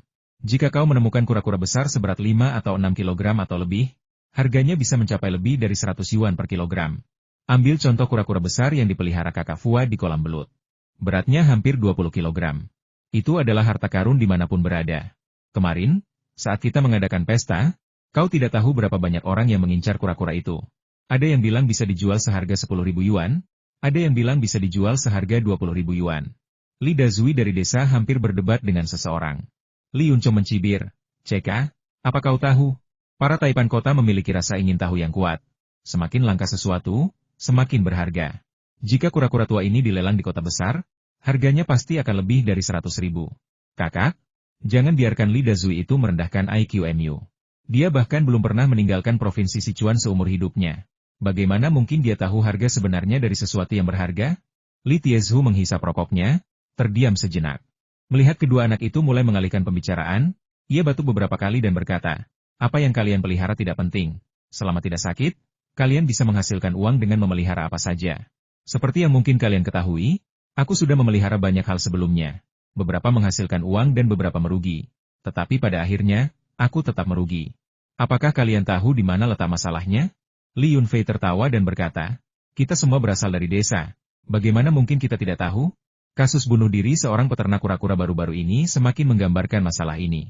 Seekor anak kura-kura dijual seharga 6 atau 7 yuan di kabupaten, tetapi hanya 2 yuan di peternakan besar di kota. Dan jika Anda membeli dalam jumlah besar, Anda bisa mendapatkannya seharga 1 yuan 50 sen per ekor. Jika kita memelihara 100.000 atau 200.000 kura-kura, dan masing-masing beratnya 2 atau 3 kilogram, kita dapat menjualnya seharga 100 yuan per ekor. Belum termasuk biaya pakan, itu berarti keuntungan puluhan juta. Li Tiezhu berkata sambil tersenyum masam. Bagaimana mungkin pakan tidak termasuk? Pakan adalah pengeluaran terbesar dalam peternakan. Haha, kalau saya tidak memberi mereka makan, saya pasti sudah kaya raya di bidang peternakan sejak lama. Terlepas dari pernyataan itu yang tidak dapat diandalkan, semuanya masuk akal. Peternakan paling takut akan penyakit dan wabah. Jika kita ingin meningkatkan skala peternakan kita harus menghubungi para ahli di kota. Jika ada masalah, kita akan segera mengundang para ahli ke lokasi untuk memberikan obat dan solusi. Haha, serahkan ini padaku. Aku kenal para ahli di kota ini. Li Yunfei menerima semuanya, sebenarnya sama sekali tidak khawatir tentang wabah penyakit itu. Melihat sepupunya Li Qingmu diam saja, dia bertanya, "Kakak Mumu, kau dulu memelihara ikan di rumah, kenapa kau tidak bercerita padaku?" Li Qingmu berkata, "Tidak ada yang perlu dikatakan. Kami akan melakukan apapun yang Anda perintahkan. Melihat ayam dan belut yang Anda pelihara, semuanya lincah dan melompat-lompat, tidak ada satupun yang mati. Saya percaya pada Anda. Tadi saya tidak mengatakan apa-apa karena saya sedang memikirkan cara membersihkan kolam. Kolam-kolam itu sudah tidak disentuh selama bertahun-tahun. Ada banyak ikan campuran di dalamnya. Dan ada banyak gulma di sepanjang tepi sungai. Kita harus berhati-hati terhadap ular berbisa. Dengan koin emas dan perak yang menjaga area ini, ular berbisa tidak akan mendekat. Ayo, kita pindahkan pompa airnya. Kita bisa mengeringkan kolam dan mengairi ladang sekaligus. Atas perintah Li Yunfei, beberapa pekerja mulai bekerja. Para pekerja konstruksi libur hari ini, dan karena Li Xiao tidak ada kerjaan, dia datang untuk membantu. Pekerjaan rumah tangga sangat merepotkan, dia hanya mencuci piring atau memasak daging rebus. Setiap kali dia tidak ingin berada di rumah, dia akan memberitahu ayahnya bahwa dia akan bermain dengan Fua, dan ayahnya tidak akan melarangnya lagi. Bahkan, ayahnya menyuruhnya untuk lebih rajin dan membantu Fua dengan lebih banyak pekerjaan rumah. Mengesampingkan hal-hal lain, penampilan Villa Li Yunfei saja sudah membungkam banyak penentang. Bangunan 2,5 lantai ini dibangun dengan sangat teliti, luas, dan unik. Konon, turbin anginnya saja bernilai 4 atau 500 ribu yuan, dan renovasi selanjutnya akan menelan biaya tidak kurang dari 300 ribu yuan. Kali ini, semua orang di desa tahu bahwa Li Yunfei telah menghasilkan banyak uang, bukan melalui cara-cara yang mencurigakan, tetapi dengan menggunakan hal-hal yang dapat dilakukan oleh semua orang dan dimiliki oleh setiap rumah tangga. Menanam sayuran, menanam melon, hal-hal ini sedang musim panen, dan hasil panen orang lain sudah tidak terjual. Selain sayuran, bahkan semangka pun dijual seharga $1 per pon dan tidak ada yang menginginkannya. Mengapa semangka Li Yunfei bisa dijual seharga 100 yuan per kilogram? Hal ini membingungkan penduduk desa. Namun, ladang semangka mereka dijaga ketat, dan mereka memiliki 2 anjing pemburu yang sangat cerdas. Jadi meskipun seseorang ingin mencuri semangka, mereka tidak akan berhasil. Beberapa tetangga yang membantu di rumahnya beruntung dapat mencicipi beberapa potong semangka dan langsung terpesona oleh kelezatannya, lalu menceritakannya kepada semua orang di desa. Sekarang, anak-anak desa senang berkeliaran di sekitar area tersebut. Meskipun ada pagar besi, villa-villa tersebut masih dalam pembangunan, dan lalu lintas tidak boleh terhalang. 3 atau 4 pompa air memompa selama sekitar 1 jam, mengurangi permukaan air di kolam kecil itu hingga hanya sekitar 30 cm. Dan tahukah Anda? Makhluk-makhluk di dalamnya sangat beragam. Tidak banyak ikan besar, tetapi ada banyak sekali ikan kecil berwarna putih yang melompat-lompat dengan lincah, ikan karper rumput sepanjang sumpit, ikan karper cerucian kecil seukuran telapak tangan, dan ikan kotoran sapi sepanjang jari. Di antara mereka terdapat banyak sekali ikan loaf, udang kristal, udang sungai besar, kepiting sungai, serta lintah yang mengganggu, ular air berwarna-warni, dan kumbang serta cacing bertubuh lunak yang berkerumun pada di tumpukan tanaman air. Kolam-kolam ini sudah lama tidak dibersihkan. Setiap kolam kecil merupakan mikrokosmos ekosistem yang independen, dengan beberapa ikan blackfish dan ikan lele ganas di puncak rantai makanan. Blackfish terbesar memiliki berat lebih dari 10 kg, dan gelombang yang dihasilkannya mencapai lebih dari 1 meter. Saat ia mengibaskan ekornya, ia dapat melemparkan 2 ular air sejauh 7 atau 8 meter, menabrak bebatuan di tepi kolam dan membunuh mereka seketika. Ini menunjukkan betapa kuatnya satu kibasan ekornya. Ikan karper rumput, karper biasa, dan karper perak, yang berada di kisaran menengah, bertahan hidup di celah-celah. Jumlah mereka sedikit karena banyaknya ikan karnivora besar. Beberapa anakan ikan mengalami kesulitan tumbuh dan menjadi makanan bagi ikan predator. Sekitar selusin kura-kura merasakan ada sesuatu yang tidak beres dan perlahan merangkak menuju rumputan di tepi sungai, berusaha menghindari bencana. Li Yunfei melihat ini tetapi tidak mencoba menangkap mereka. Lagi pula, ini adalah tempat untuk kura-kura yang sudah pensiun, dan mereka akhirnya akan kembali ke kolam. Di sini terlalu banyak lintah, dan terlalu berbahaya untuk masuk tanpa busana. Jadi aku harus meminta Maodan untuk meminjam baju renang terusan untuk memancing. Baju ini terbuat dari karet yang sudah diolah, dan bahannya lebih baik daripada sepatu karet biasa. Tidak banyak baju renang seperti ini di desa. Hanya beberapa orang tua yang rutin menangkap ikan liar yang memilikinya. Peternakan ikan Li Zuang-Zuang juga memiliki cukup banyak, tetapi dia tidak akur dengan Li Yunfei. Jadi jika aku benar-benar meminjamnya, dia pasti akan menjadikannya alasan untuk mempersulit keadaan, dan pada akhirnya, dia tidak akan meminjamkannya kepadaku. Orang tua Li Yunfei telah menyiapkan ember besar dan keranjang bambu untuk menampung ikan. Ini berbeda dengan kolam ikan khusus. Tampaknya ada banyak ikan di sini. Tetapi kenyataannya, panen beberapa ratus kilogram sudah dianggap baik. Berat utama akan berasal dari ikan besar. Ikan kecil dan beragam tidak akan menambah berat. Li Yunfei melihat Maodan meminjam 4 set perlengkapan memancing. Maodan dan Li Yunchong masing-masing mengambil 1, dan sepupunya Li Qingmu mengambil 1. Ketiganya turun lebih dulu. 2 orang menarik jaring, dan 1 orang menggiring ikan. Pakaian tambahan itu tidak digunakan untuk membiarkan Chef Li masuk ke sungai, karena dia hanya ada di sana untuk membantu. Masuk ke sungai akan terlalu melelahkan, jadi dia diminta untuk tetap di tepi sungai dan mengurus semuanya. Saat Li Yunfei berganti pakaian memancing, Ia melihat Tongtong melompat-lompat. Di belakangnya ada sekelompok pria dan wanita lanjut usia. Semuanya berpakaian rapi, menunjuk dan mengomentari pemandangan di sekitarnya. Terutama, ketika mereka melihat ikan-ikan berkerumun di dasar sungai, mereka benar-benar mulai berlari mengejar Tongtong. Ini pengerukan untuk penangkapan ikan. Dinas Pengelolaan Air selalu melarangnya karena merusak sumber air. Orang-orang desa ini tidak peduli dan tidak mengikuti hukum. Wah, banyak sekali yang ada di bawah air. Saya sudah bertahun-tahun tidak melihat orang memancing seperti ini. Belut-belut itu enak sekali. Semuanya berwarna kuning keemasan. Wu Tua, kau salah. Memang tidak diperbolehkan menguras air untuk menangkap ikan di waduk, tetapi tidak ada aturan eksplisit tentang kolam desa. Kau lebih cocok memancing di sungai. Kau tidak menghargai keseruan memancing dengan jaring. Minggir, jangan menghalangi jalanku. Ya ampun, ikan hitam itu besar sekali. Panjangnya lebih dari 1 meter dan beratnya pasti 1 ton. Aku belum pernah melihat ikan hitam sebesar itu seumur hidupku. Pak Tua, ayo kita beli. Ikan itu akan membantu menyembuhkan luka kita dan sangat bergizi. Putri kita akan melahirkan dalam beberapa hari ke depan, jadi ayo kita beli dan buat sup untuknya. Li Yunfei dapat menyimpulkan bahwa para lansia ini kemungkinan besar adalah pensiunan staf, mungkin dari sanatorium Xiao Tangshan, karena intonasi dan cara bicara mereka jelas berbeda dari orang biasa. Namun, dia tidak memperhatikan mereka. Dia telah menutup seluruh bukit itu sendirian, dan gerbang utama tidak ditutup, jadi tidak masalah jika mereka masuk. Li Yunfei senang karena ini adalah pertanda baik. Akhirnya, para pejabat senior yang sudah pensiun dari Xiao Tangshan datang. Ini adalah basis pelanggan yang besar, dan mereka merupakan kekuatan pendorong yang sangat diperlukan untuk segala hal, mulai dari pusat perikanan dan agrowisata hingga proyek pariwisata pegunungan terpencil. Paman, aku ingin jadi orang pertama yang mencoba ini. Tidak ada yang boleh mengambilnya dariku. Tongtong berlari ke sisi Li Yunfei dalam sekejap, menerkamnya, memeluk lehernya, dan bertingkah seperti cacing kecil. Li Yunfei mengangkatnya, memutar-mutarnya beberapa kali di bawah lengannya, dan tertawa terbahak-bahak. Haha, dari mana kau dengar itu? Kepiting musim panas tidak enak, telur kepitingnya belum sepenuhnya berkembang. Itulah yang mereka katakan di TV. Tongtong dengan bangga mengangkat kepalanya yang kecil. Maudan, Li Yunchong, dan Li Qingmu telah memasuki air dan mulai menebar jala dari sudut terjauh kolam. Maudan dan Li Yunchong memegang tiang jala, mengamankan area tersebut, sementara Li Qingmu, di tengah, memegang tepi luar jala, membungkuk, dan perlahan bergerak maju. Dengan setiap langkah, banyak ikan kecil menabrak jala, tidak dapat melarikan diri, menciptakan percikan air kecil yang tak terhitung jumlahnya. Ikan besar itu melompat dengan sangat keras, entah melompat ke tepi pantai atau melompati kepala Li Qingmu untuk melarikan diri ke tengah kolam yang lebih jauh. Ikan liar itu kuat dan energik, jadi mereka bertiga tidak mengejar atau menyerbu ikan-ikan itu. Mereka memperlambat langkah dan bergerak maju perlahan tanpa melakukan gerakan yang mengejutkan. Ikan-ikan di dalam jaring semakin banyak dan semakin berat.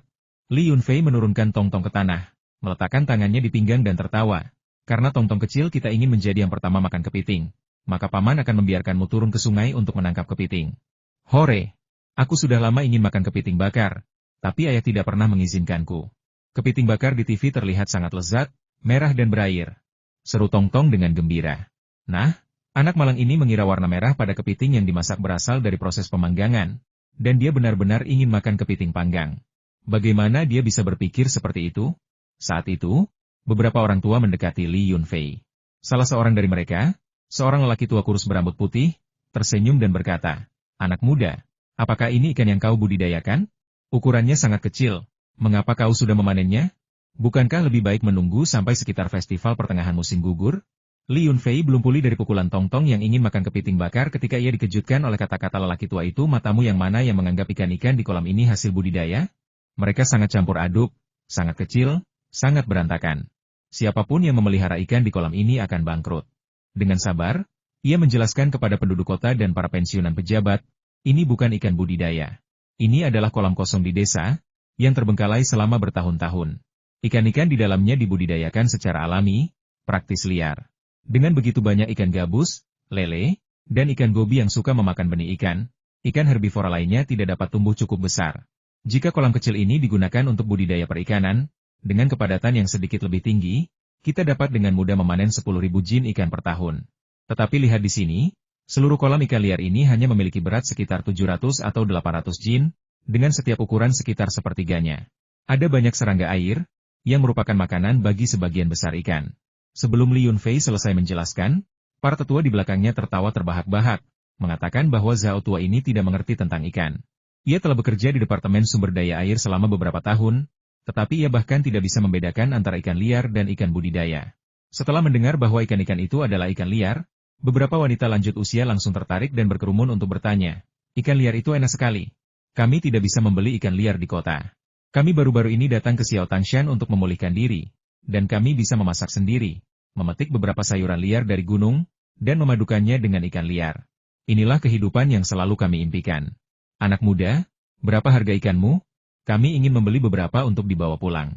Wah, ikannya bahkan belum ditangkap, tapi pelanggan sudah datang untuk memesannya. Ini sama saja seperti memberi uang cuma-cuma. Chef Li sangat iri. Mari kita bicarakan setelah kita menangkapnya. Ikan kecil seukuran jari harganya 5 yuan per pon. Pilih sesuka hati. Ikan mas koki seukuran telapak tangan harganya 10 yuan per pon. Ikan gobi, ikan mas hitam, dan ikan lele harganya ditentukan berdasarkan ukuran. Kita tidak menjual belut dan kura-kura, kita akan menyimpannya untuk diri kita sendiri, kata Li Yunfei, sambil hendak keluar dari air untuk mengambil kepiting untuk Tong-Tong. Mendengar itu, wanita tua itu menjadi cemas dan mengejar Li Yunfei ke tepi sungai sambil berteriak, "Bukannya kami tidak mampu membeli ikan liar?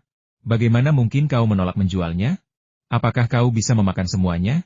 Seorang wanita tua menimpali, berkata, "Akhirnya kami melihat belut dan kura-kura liar asli. Bagaimana mungkin kami melewatkannya? Kami tidak peduli dengan 3 atau 5 ribu. Asalkan barang Anda asli, kami akan kembali ke sanatorium dan mengiklankannya untuk Anda. Orang-orang akan datang membeli setiap hari, dan Anda akan menghasilkan banyak uang." Itu pernyataan yang cukup membual. Ya, Li Yunfei sebenarnya tidak terlalu peduli dengan 3 atau 5 ribu, tetapi setiap sedikit pun tetap membantu. Karena orang lain itu benar-benar kaya, dia tidak terburu-buru mengumpulkan belut dan menaruhnya di ruang kecil itu. Li Yunfei sudah mengeluarkan 2 kepiting besar dan berkata tanpa mendongak, "Saya tidak menyadari Anda adalah pensiunan pejabat tinggi dari Xiao Tangshan. Mohon maaf. Tunggu sebentar. Saat kita membersihkan kolam ini, kita akan melihat berapa banyak yang kita miliki sebelum Anda memutuskan berapa banyak yang akan dibeli. Hewan liar memang sangat mahal. Saya takut Anda akan berpikir saya mematok harga terlalu tinggi, jadi saya tidak berani menjualnya sembarangan." "Haha, anak muda, kami tidak takut kau akan menipu kami. Kami sudah menjalani hidup kami sudah melihat semuanya. Ada cara untuk membeli saat harga tinggi dan cara untuk membeli saat harga rendah. Kami memiliki hidup yang panjang di depan kami tidak bisa mengkhawatirkan keuntungan dan kerugian kecil saat ini." Astaga, apa yang dikatakan wanita tua ini sungguh filosofis. Li Yunfei mendongak menatap wanita tua itu. Usianya sekitar 60-an atau 70-an, dan tampak lebih muda daripada Nenek Fu. Mendengar janji Li Yunfei, sekelompok wanita tua itu sangat puas dan berhenti membuat keributan. Sebaliknya, mereka menunjuk ikan-ikan di sungai dan mengomentarinya. Sebagian orang menyukai ikan blackfish besar, karena dagingnya banyak, tulangnya sedikit, rasanya enak, dan juga sangat bergizi. Yang lain lebih menyukai ikan goya, juga dikenal sebagai ikan bertulang kuning, yang ukurannya tidak terlalu besar, memiliki tulang di kepalanya, dan berlendir di tubuhnya. Ikan ini dapat direbus atau digunakan dalam sup, dan dianggap sebagai makanan lezat di antara ikan air tawar. Dagingnya lebih lembut daripada ikan blackfish. Rasa ikan lele biasa dan ikan goya tidak jauh berbeda, kecuali ikan lele memiliki sumut di kepalanya tetapi tidak bertulang, ukurannya lebih besar, dan dagingnya lebih lembut. Ikan yang lebih besar memiliki daging yang harum dan lembut, sedangkan ikan yang lebih kecil rasanya tidak seenak ikan lele. Telur yang diletakkan di dalam ikan lele tidak dapat dimakan dan dapat menyebabkan keracunan. Mengira ikan lele dengan ikan goya dapat menyebabkan masalah serius, karena telur ikan goya dapat dimakan dan rasanya cukup enak. Sedangkan untuk belut, tampaknya setiap wanita tua menyukainya, mengatakan bahwa belut tidak hanya enak tetapi juga memiliki khasiat obat yang kuat. Mereka mengklaim belut dapat menyehatkan darah dan mengatasi air liur berlebih. Mereka juga mengklaim belut dapat mengisi kekurangan dan mengobati lokia pasca persalinan, ketidakseimbangan darah dan qi, serta kekurangan gizi. Lebih jauh lagi, mereka mengklaim belut dapat menghentikan pendarahan, mengeluarkan udara dingin dari perut, meredakan bunyi gemuruh dan mati rasa di usus, serta mengusir angin jahat dari 12 meridian. Mereka bahkan mengklaim bahwa orang yang menderita angin jahat, kelemahan dan keringat berlebih, atau gangguan pencernaan setelah makan daging dapat memakannya. Setelah mengomentari daging belut, mereka belum selesai. Kemudian mereka berbicara tentang darah belut, mengatakan bahwa darah belut dapat menyembuhkan berbagai wasir, fistula, dan luka.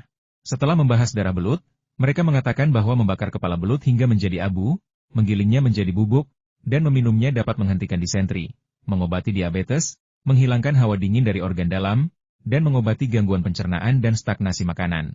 Membakarnya bersama dengan kepala ular dan kepala cacing tanah hingga menjadi abu dan meminumnya dengan anggur dapat mengobati abses usus. 3 wanita membuat drama. Ketika beberapa wanita tua berkumpul dan membicarakan keunggulan dan manfaat nutrisi dari berbagai bahan, mereka dapat berbicara tanpa henti, bahkan lebih berpengetahuan daripada praktisi pengobatan tradisional Tiongkok biasa. Belut itu memiliki banyak khasiat obat, yang belum pernah didengar Li Yunfei sebelumnya. Dia memutuskan bahwa dia harus menyimpan beberapa belut tua berwarna kuning keemasan, membunuhnya, dan merebusnya menjadi sup. Dia tidak akan membuang darahnya atau memotong kepalanya. Dia hanya akan membersihkan organ dalamnya dan memasukkannya ke dalam panci untuk direbus, sehingga semua khasiat obatnya akan terserap. Untungnya, ini bukan musim kepiting. Kalau tidak, kepiting besar yang kubeli untuk Tongtong mungkin tidak akan selamat. Tongtong telah menyiapkan baskom kecil sebelumnya. Dan setiap kali Li Yunfei menarik seekor kepiting, dia bersorak dan melambaikan baskom agar Li Yunfei bisa memasukkannya. Lubang persembunyian kepiting mudah ditemukan, hanya sedikit di atas permukaan air dekat pantai. Lubang mereka datar, dan pintu masuknya ditutupi bekas cakaran, seperti goresan kecil. Anda dapat dengan mudah menarik mereka keluar dengan mencubit cangkangnya. Saat berada di dalam lubang, tiba-tiba dicengkeram akan mengalihkan perhatian mereka. Sebagian besar bahkan tidak berpikir untuk menyerang. Setelah keluar dari lubang, mereka akan meronta-ronta dengan liar, tetapi begitu cangkang mereka tertangkap, sudah terlambat untuk melawan. Tentu saja, jika Anda tidak cukup terampil dan mencoba memaksa jari Anda masuk ke cakar kepiting, kepiting yang terkejut akan mencengkeram tangan Anda dan mencubit Anda dengan keras, dan Anda hanya perlu menerima nasib buruk Anda. Setelah dicubit, lebih baik jangan berontak. Semakin Anda menggoyangkannya, semakin keras ia akan menarik.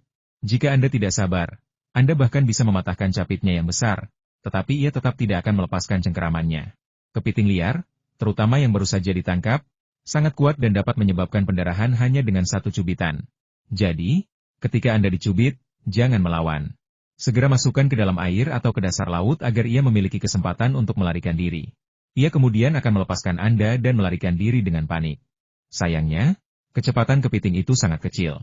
Setelah melepaskan capitnya, ia hampir tidak bisa menghindari kecepatan serangan balik manusia, yang bisa menghancurkannya hanya dengan satu injakan. Di sebelah sarang kepiting, akan ada beberapa lubang kecil, halus, dan bulat dengan jalan keluar. Jangan takut, tidak ada ular di dalamnya. Sarang ular tidak akan sedekat ini dengan air, dan permukaannya pun tidak akan sehalus ini. Tusukkan jari Anda ke salah satu lubang ini, dan Anda akan mendengar suara gemericik. Ini akan memperingatkan pemilik sarang, dan seekor belut akan bergegas keluar dari lubang keluar di sebelahnya untuk melarikan diri. Beberapa belut yang putus asa bahkan mungkin akan melesat keluar dari lubang yang Anda tusuk. Belut licin, dan menjadi lebih sulit ditangkap saat basah. Nelayan berpengalaman memiliki metode unik mereka sendiri untuk menangkap belut. Beberapa lembut dan beberapa dengan paksa, masing-masing dengan tujuannya sendiri. Metode yang paling maskulin adalah yang paling mudah dipelajari dan yang paling disukai banyak orang. Metode ini juga disebut metode mengunci atau mencubit. Anda menggunakan ibu jari, jari telunjuk, dan jari tengah untuk membentuk lingkaran ketat, mengunci leher atau bagian tengah belut, sehingga sangat sulit bagi belut untuk melarikan diri. Adapun metode yang lembut, Li Yunfei hanya pernah mendengarnya dan belum pernah melihatnya. Namun, dilihat dari deskripsinya, seharusnya seperti sepupunya menangkap burung pipit. Begitu belut menyentuh tangannya, ia tidak bisa melarikan diri. Seberapapun ia meronta, ia hanya akan tetap berada di telapak tangannya. Penjelasan ini terlalu mistis. Li Yunfei hanya mengetahui satu metode menjebak belut, yang juga paling sederhana dan mudah dipelajari. Saat menemukan belut, bidik bagian tengah belut, cepat gunakan jari tengah untuk menahannya. Lalu segera tekuk jari tengah untuk menjebak belut di antara jari-jari. Metode ini umumnya digunakan untuk menangani belut yang berada di luar lubang dan berukuran relatif besar. Tongtong memperhatikan dengan rasa ingin tahu saat Li Yunfei menusukkan jarinya ke dalam lubang air beberapa kali, mencoba memaksa belut yang berada jauh di dalam untuk keluar dengan sendirinya. Tongtong tidak tahu apa yang sedang dilakukan Li Yunfei, tetapi setelah beberapa kali menusuk, seekor belut besar berwarna emas, lebih dari 1 kaki panjangnya, tiba-tiba melesat keluar dari rerumputan di sebelah kirinya, membuatnya sangat terkejut hingga ia menjerit dan hampir melemparkan kepiting yang dipegangnya ke sungai. Ah, ular! Tongtong sangat ketakutan sehingga ia melompat dan lari, meninggalkan kedua anjing pemburu yang diam-diam melindunginya dalam kebingungan. Ular? Dari mana ular itu berasal? Jika ada ular, tangkap dan berikan kepada Artuzi.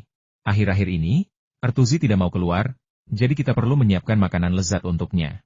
Para orang dewasa di tepi pantai tertawa terbahak-bahak ketika melihat Tongtong lari ketakutan setelah dikejutkan oleh seekor belut kuning besar. Beberapa wanita tua memanfaatkan kesempatan itu untuk maju dan bertanya kepada Li Yunfei berapa harga belut kuning liar tersebut. Karena Li Yunfei telah memutuskan untuk menarik wisatawan, Harganya pasti akan lebih murah daripada harga pasar. Namun, belut ini benar-benar enak. Jika nanti tidak ada yang lebih baik, dia pasti akan menyimpan yang ini untuk dirinya sendiri. Orang-orang di belakangnya tidak bisa bergerak maju setelah menarik jaring setengah jalan. Ikan-ikan di dalamnya terlalu berat. Jadi mereka mengangkat jaring, dan melihat ikan-ikan putih berenang lincah di dalamnya. Orang-orang di pantai bersorak gembira. Li Chengwen dan Chen Xiuzi telah menyiapkan keranjang bambu besar dan sedang menangkap ikan di tepi sungai, dengan Li Yunfei juga ikut membantu.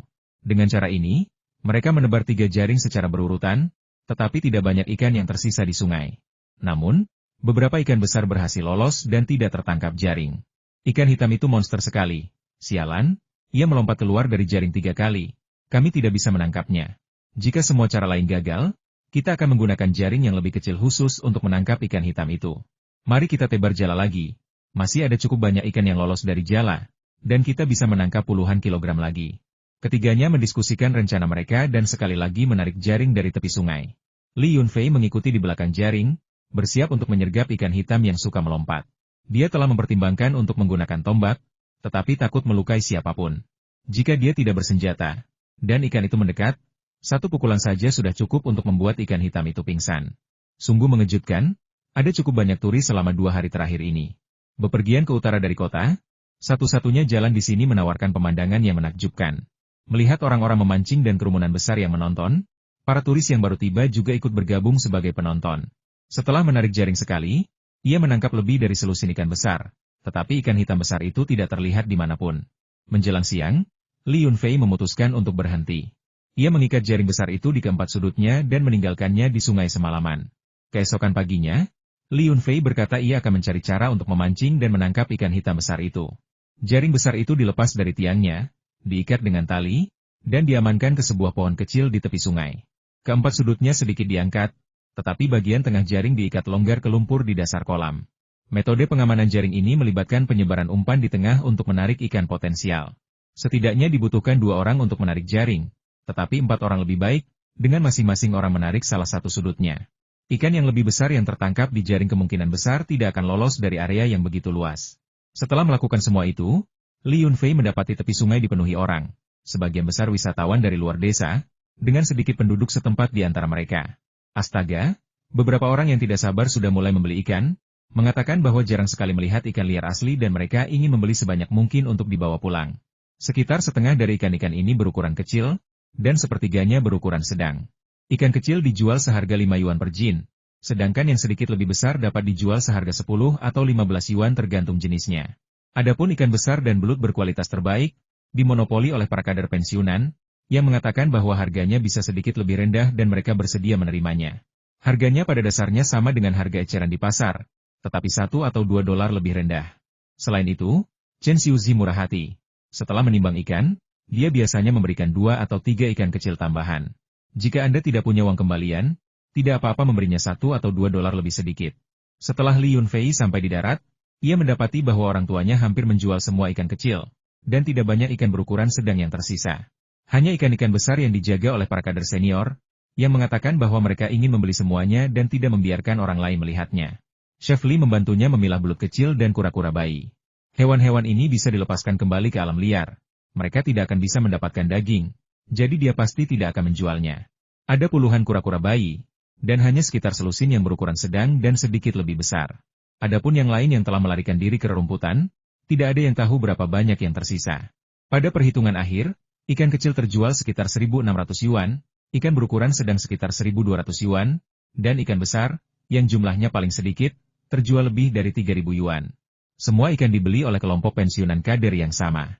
Harganya sama dengan harga pasar, tetapi mereka tetap merasa itu adalah kesepakatan yang bagus karena ikan-ikan itu benar-benar liar dan mereka menyaksikan Li Yunfei menangkapnya. Mereka semua pergi ke sana dengan mobil, sehingga mereka memiliki ruang untuk menaruh ikan di dalam akuarium. Mereka mengatakan bahwa lebih dari 100 jin ikan terlalu sedikit, tidak cukup untuk semua orang, dan bertanya apakah akan ada penangkapan ikan lagi besok, dan mengatakan mereka akan kembali untuk membeli lebih banyak jika mereka punya waktu. Terdapat juga 6 kolam kecil, beberapa di antaranya berisi ikan liar.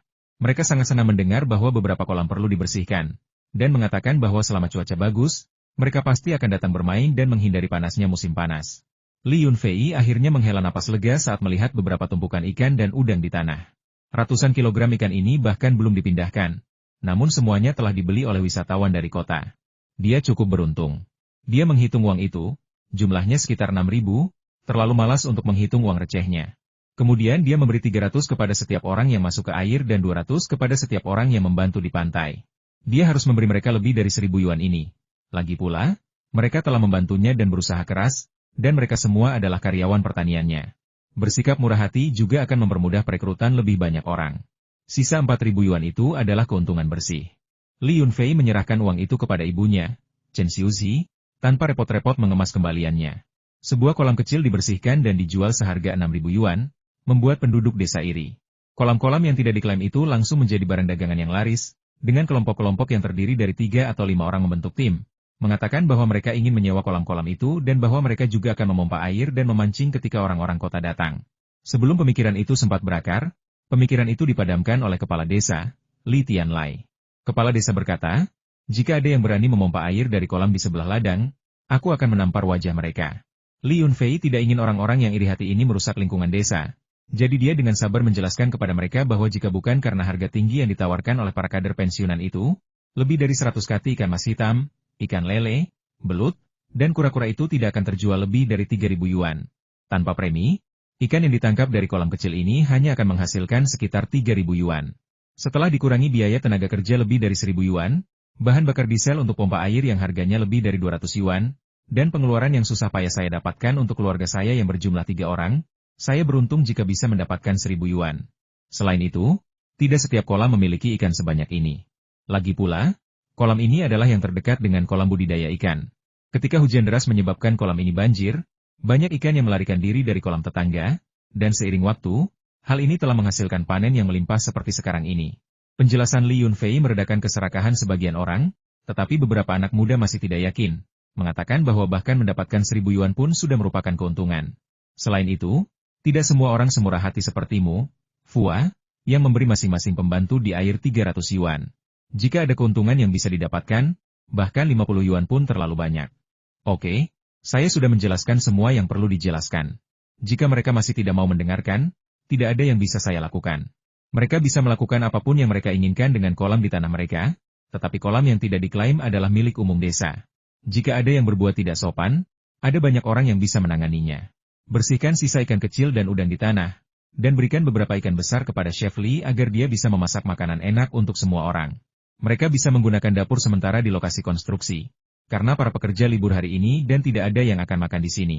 Sembari beristirahat dan memasak, Li Yunfei menuangkan setengah ember belut kecil ke dalam kolam belut miliknya, dan puluhan kura-kura kecil juga dimasukkan ke dalam kolam besar untuk menemani belut-belut tersebut.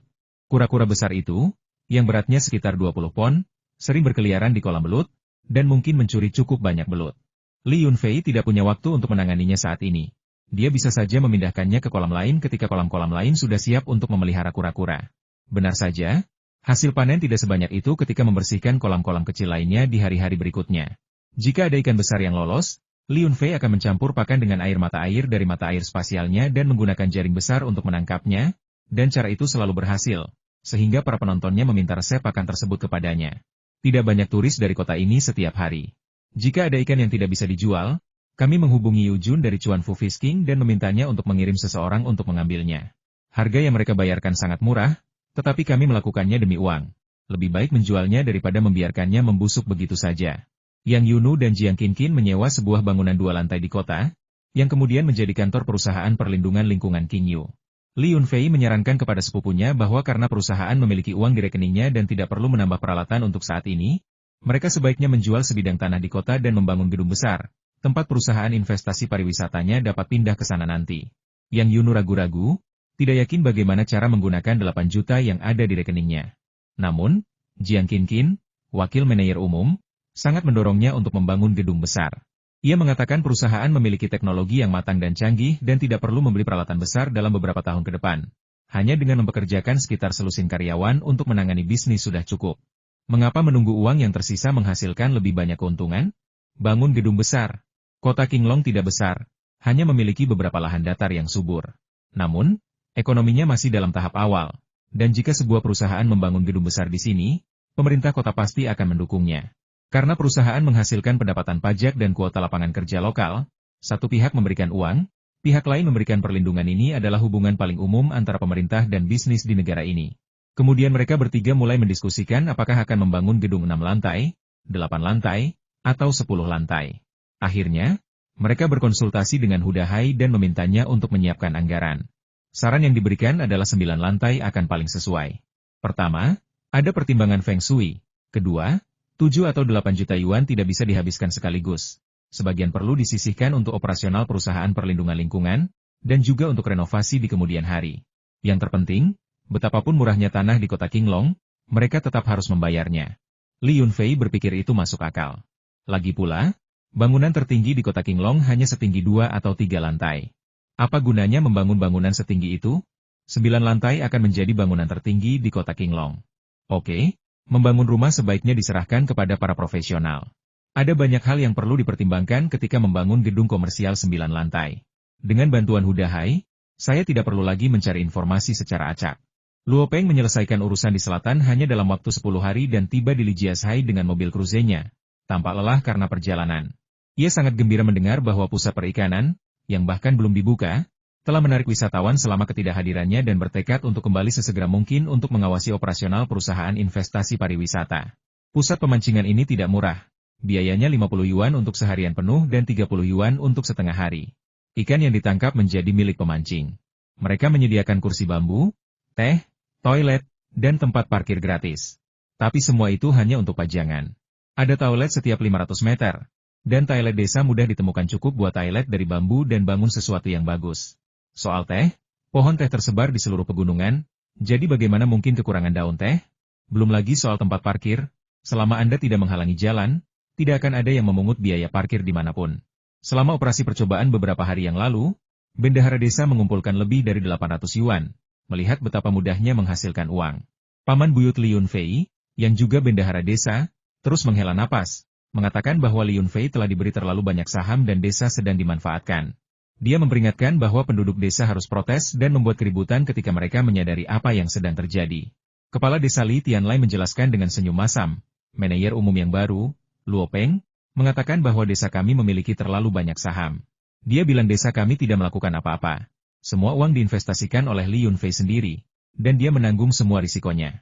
Jika ada keuntungan, itu bagus, tetapi jika tidak ada, semua uang yang diinvestasikan akan sia-sia.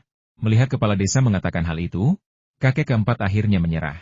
Tujuannya bukanlah untuk mengatakan bahwa Li Yunfei menghasilkan banyak uang, tetapi terutama untuk mencegah penduduk desa membicarakannya.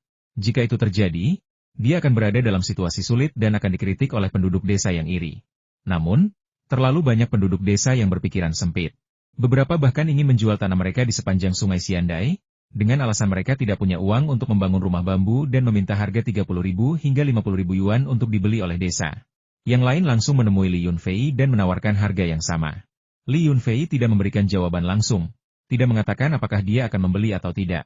Dia hanya meminta rumah bambu keluarganya dibangun terlebih dahulu, untuk sementara waktu berfungsi sebagai titik pengumpulan bagi perusahaan investasi pariwisata, atau yang bisa disebut sebagai kantor manajemen. Sebenarnya, dia sangat iri dengan lahan-lahan itu. Harganya sangat murah. Lupakan 30.000 hingga 50.000 yuan, begitu sumber daya pariwisata dikembangkan, bahkan 300.000 hingga 500.000 yuan pun tidak akan cukup untuk membelinya. Adapun bagaimana menangani sumber daya lahan yang sensitif itu melalui pembangunan, Li Yunfei ingin menyerahkan tanggung jawab kepada desa. Selama panitia desa berani mengambilnya, dia bersedia meminjamkan uang kepada mereka. Hal itu bisa ditunda untuk sementara waktu, tetapi tidak terlalu lama. Jika seseorang menemukan potensi nilai lahan di sepanjang sungai, mereka mungkin akan langsung menaikkan harga, yang akan memengaruhi kemajuan pengembangan bisnis agrowisata secara keseluruhan. Bukit kecil yang dikontrak Li Yunfei baru mulai terbentuk sebagai lahan pertanian, kolam kecil ke-9 bahkan belum dibersihkan.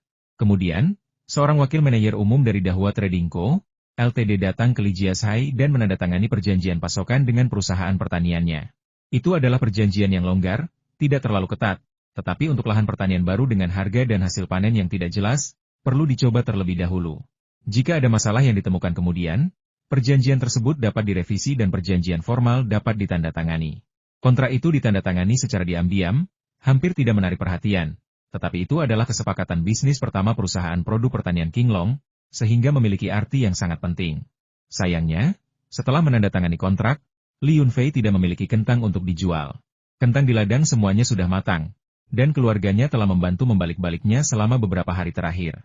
Kentang-kentang itu menumpuk seperti atap kecil di kaki bukit, dan 3 restoran yang menjalin hubungan kerjasama dengannya bahkan tidak dapat menjual sepersepuluhnya. Paviliun Shuxiang, yang awalnya ingin membeli semua kentang, tidak lagi membicarakannya. Hasil panen kentang di ladang ini benar-benar tinggi. Setiap kentang sebesar mangkuk. Sementara petani lain mungkin menganggap hasil panen 5 atau 6.000 kati per MU sebagai panen yang tinggi. Ladang kentang ini kemungkinan menghasilkan 10.000 kati per MU. Setelah mencicipi hidangan yang terbuat dari kentang, Wakil Manajer Umum, yang bermarga Sing, akhirnya mengerti mengapa bos memilih pertanian terpencil dan kurang dikenal ini. Kentang-kentang ini sangat lezat.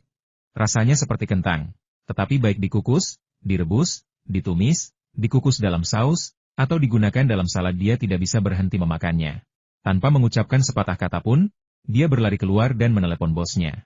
Ketika kembali, dia memberitahu Li Yunfei bahwa perusahaan Dahua Trading menginginkan semua kentangnya. Li Yunfei memutar matanya. Ada apa dengan orang-orang ini? Mereka menginginkan semua barang bagus.